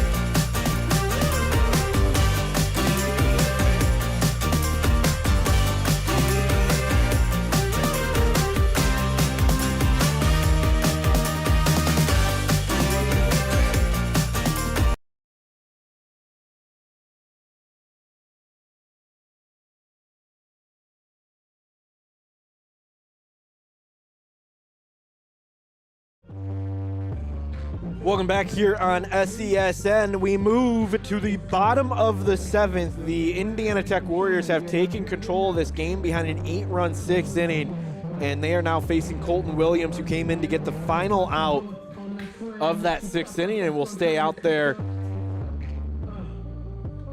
to continue to work. It was Coleman Holtman who came in but couldn't get an out. Loaded the bases, then they go to Cade Lynn. He got 2 outs but couldn't do much after that, and then Colton Williams had to come in to clean up the rest of it. 4 runs were charged to Cade Lynn. 3 of them were charged to Holtman. All 8 of them were inherited. Well, I should say 3 of them were inherited, and then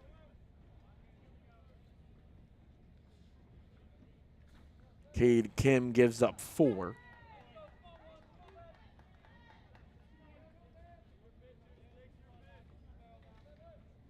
Did that on 6 hits.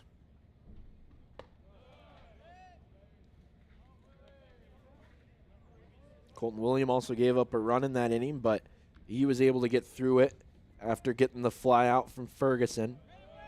And I'll lead off this inning with a walk to the designated hitter, Utera.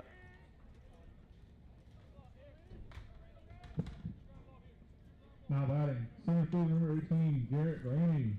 8 runs on 13 hits for the Warriors. They had 5 of them against Fontenot, but nothing came across the score over the course of his 5 innings of work. It was the bullpen when they gave way in a clean sheet in the 6th inning that led to all the runs.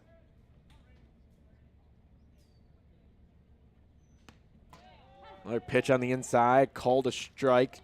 William working here.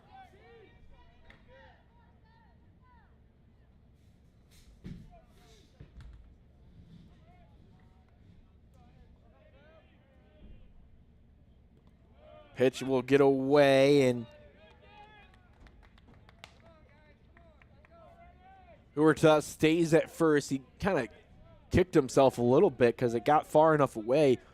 Typically, the rule of thumb is if it gets outside of that circle, so you see the turf circle around home plate, you should be able to advance. Line drive's going to be sent to center field. L'Oreal will come in once again and make the grab. He had to wait on it to make sure it was coming right at him.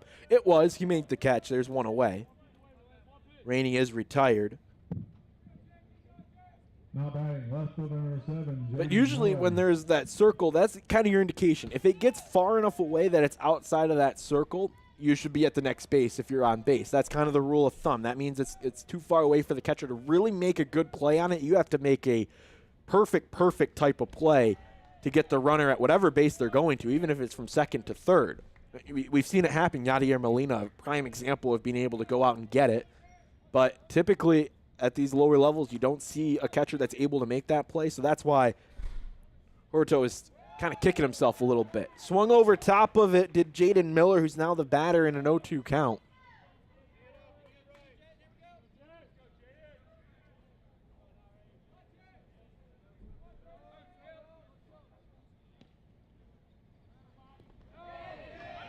Another one down low. Runner takes off, and it will be a stolen base. So on the strikeout, it wouldn't have mattered anyway, even if the steal was in progress, because first base was occupied at the beginning of the pitch. So it was a strikeout no matter what. There was no play at first, and the play at second ends up going nowhere. So really, we'll call it like a wild pitch, but Miller will strike out. And that's the second out with Alex Watkins now stepping up. Runner at second, 2 away. On a dark Kingsport day with all the clouds in the sky, we have not seen an ounce of sun. I don't even think it's peeked through today.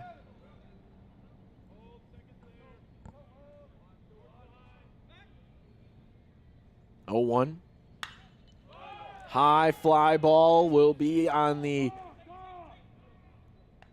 shallow right field. It will be another play made by Gotro, who goes way out of his position to field those fly balls. A great job by the second baseman. That's the type of inning the Wildcats needed here in the 7th inning. We go to the 8th, the score 8-2 in favor of Indiana Tech. We'll be right back on SESN.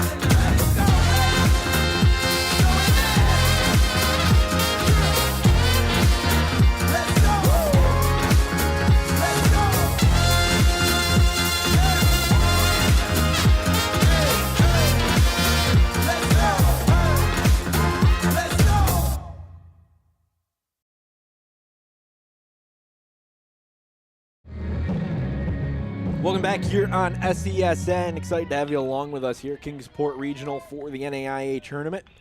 10 spots to Lewiston on the line. And we start off with a line drive down the left field line, foul from the leadoff man this inning. It is Harrison Waxley, who has been good today for this team. 2 for 3. He had a fielder's choice back in the first inning.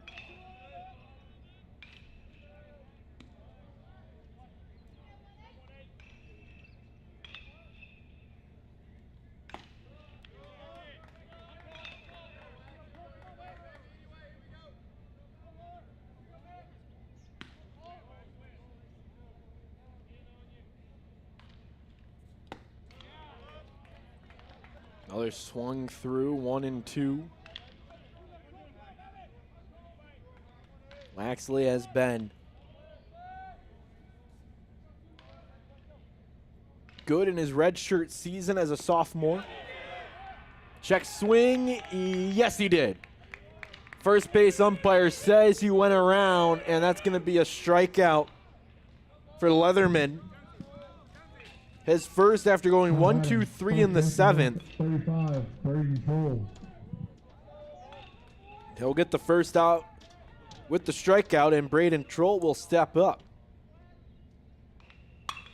He swings at the first offering. Down the right field line, it will go into the bullpen / hitting area.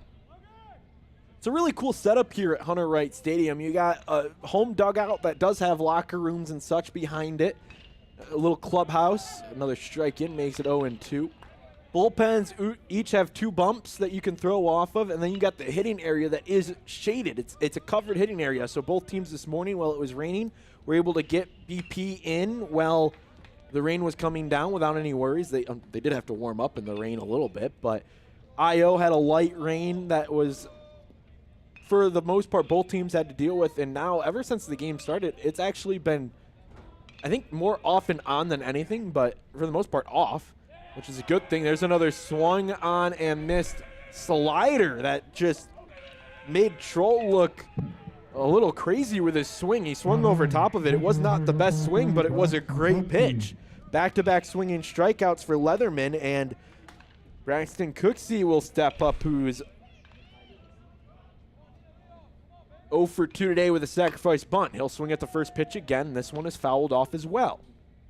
So trying to get ahead are the Warriors. They're swinging early and often, trying to get the best pitch of the at-bat, but Leatherman has really a put-away slider out of that submarine action. I don't know what it is about the NAIA, but it always seems that every team has some sort of dark horse submarine pitcher. It's like they create them in like a lab and then bring them out during the postseason. That's what it feels like Colton Leatherman is doing. He's a 1-2 count again, and he has a chance to strike out the side. Cooksey is the designated hitter today. His team down by 6, trying to keep the 8th alive. He will not. It's a strikeout, and Leatherman is feeling it walking off the mound. He gets a 1-2-3 inning, all strikeouts, all swinging, and he has retired the 6 batters he has faced. We head to the bottom of the 8th. The Warriors looking for some insurance here on SESN.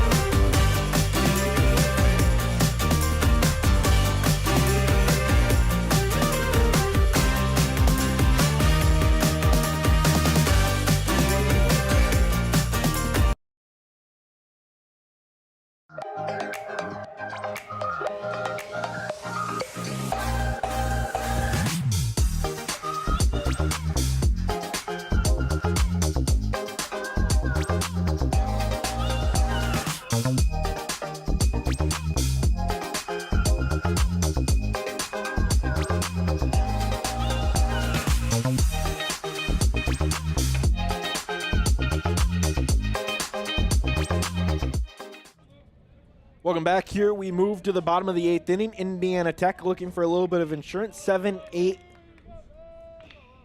or actually top of the order due up, and it is a leadoff hit for Ryberchek here in the 8th inning.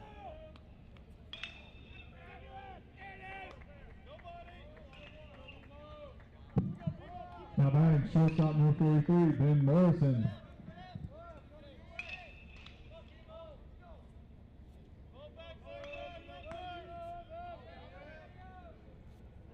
Leadoff single for Ryberchek.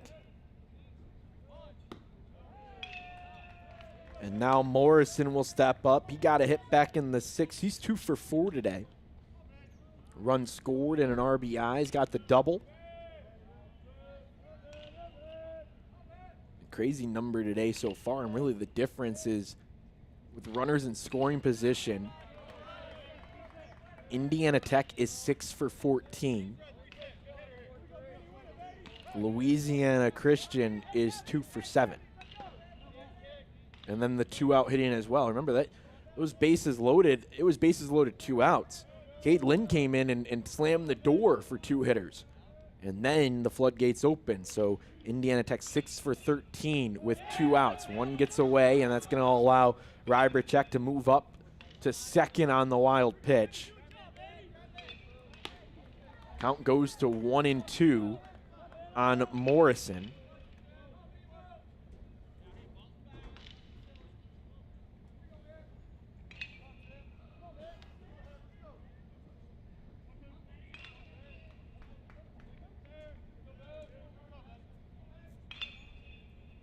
One, 2, cold strike 3 on the inside. Morrison doesn't like it, but he'll head back to the dugout.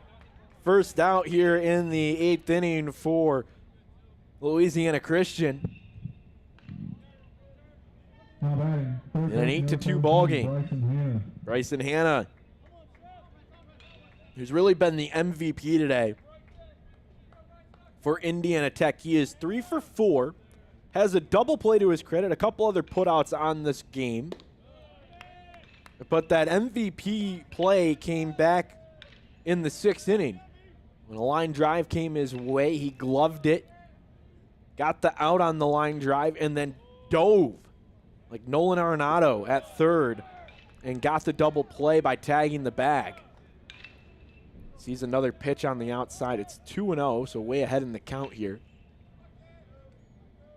for Hannah. Sophomore for Indiana Tech. Fouls it off. Went to John Glenn High School in Bourbon, Indiana. Listed as a first baseman, but playing third today. Daylight play on. Nothing going. Everybody kind of read it. It's kind of the listed as a first baseman kind of gives you the reminder. I'm a Tigers fan. Let me disclose that right now. Gives me the flashbacks of Miguel Cabrera moving over to third. And you get to the postseason, you just want as many bats as you possibly can have. So Hannah moves over to third, and that allows Jordan Malott to play, who's also 3 for 4 today. Think about it, Malott also listed as a first baseman, so it's kind of exactly that situation where you're just trying to get your best bats in the lineup. So corner infield, you normally play first. Hey, how about you go to third today? And he makes a great play out of it.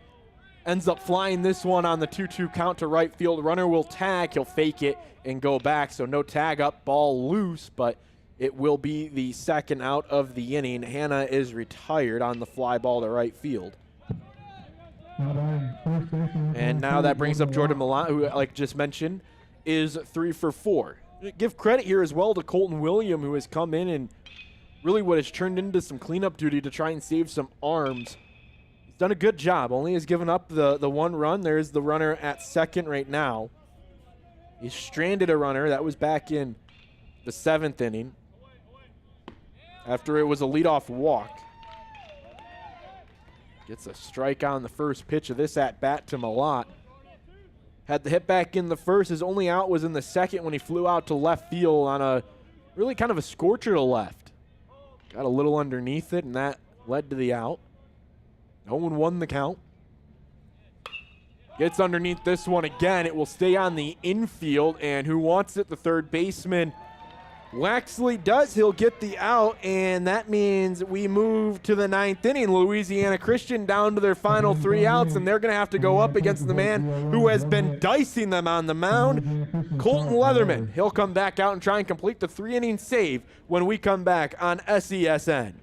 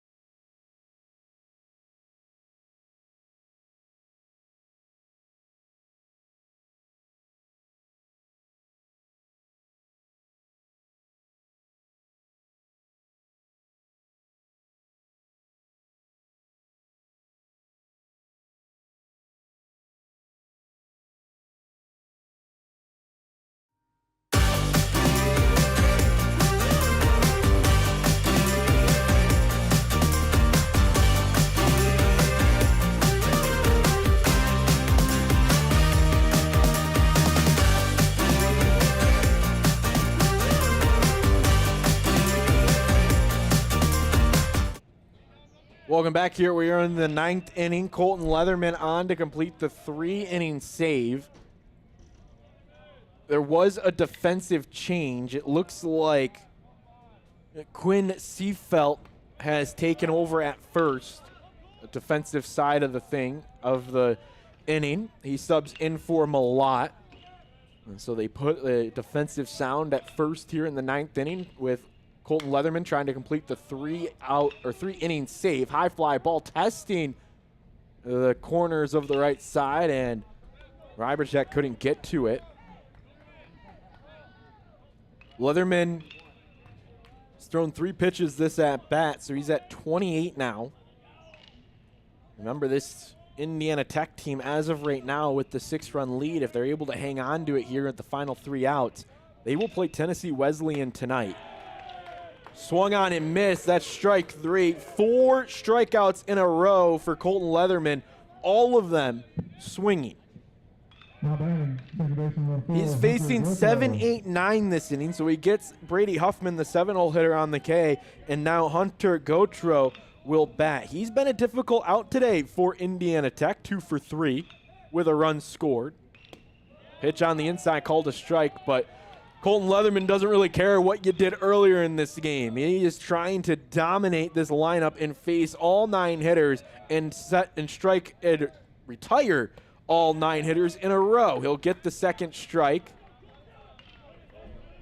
And it moves to 0-2. Colton Leatherman comes to the set. The side armor will deliver the 0-2 right at him. High fly ball. Will this one drop? Diving, and it will. The first base runner to reach for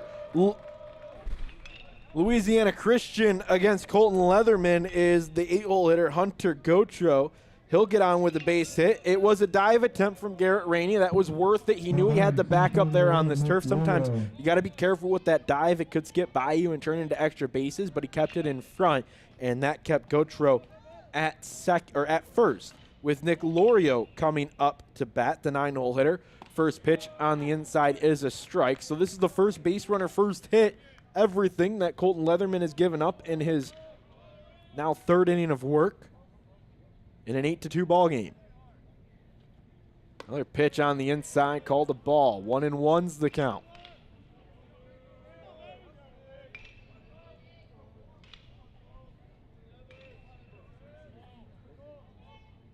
Leatherman sets, delivers, inside corner, strike.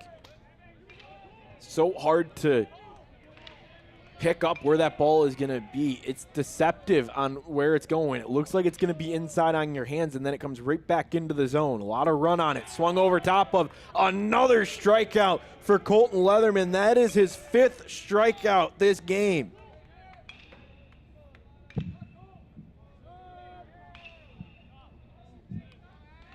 All of them have been swinging.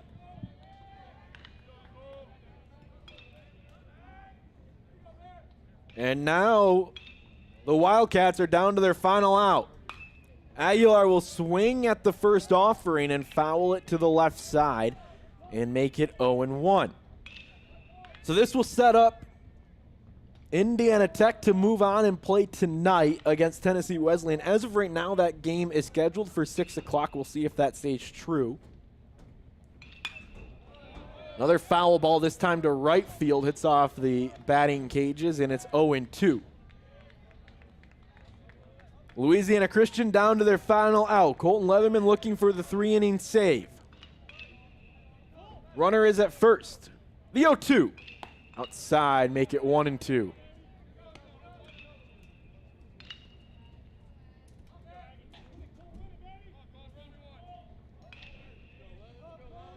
One and two. Indiana Tech looking for the first win in Kingsport.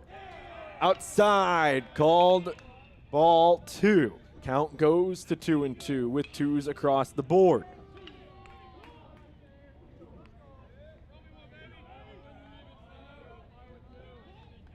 Leatherman comes to the set, the 2-2.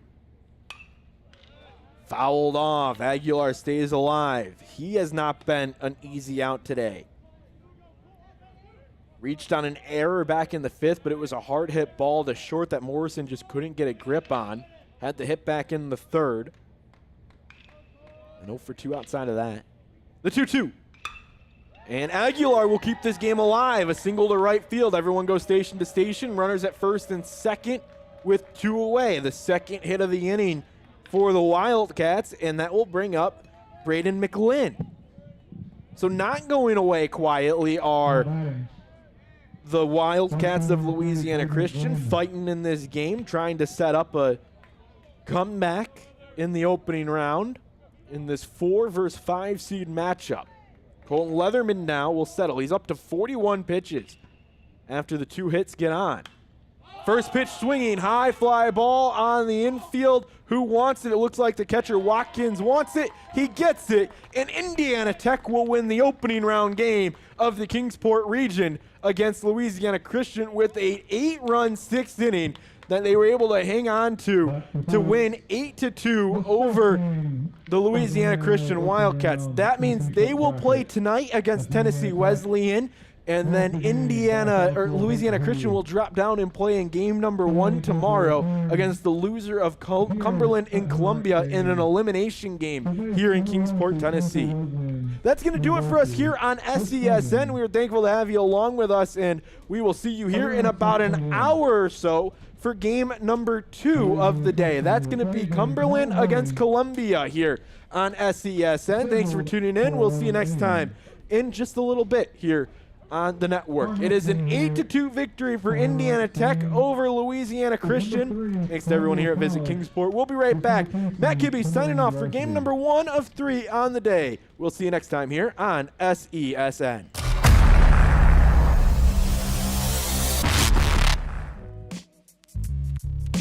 Hello, and thank you for joining us for today's broadcast. This broadcast is a product of Shry Media, LLC. Unauthorized use, sale, or redistribution of this media in any form is strictly prohibited without the express written consent of Shry Media. Radio and television mediums are encouraged to reach out. Thank you for tuning in. Enjoy the game.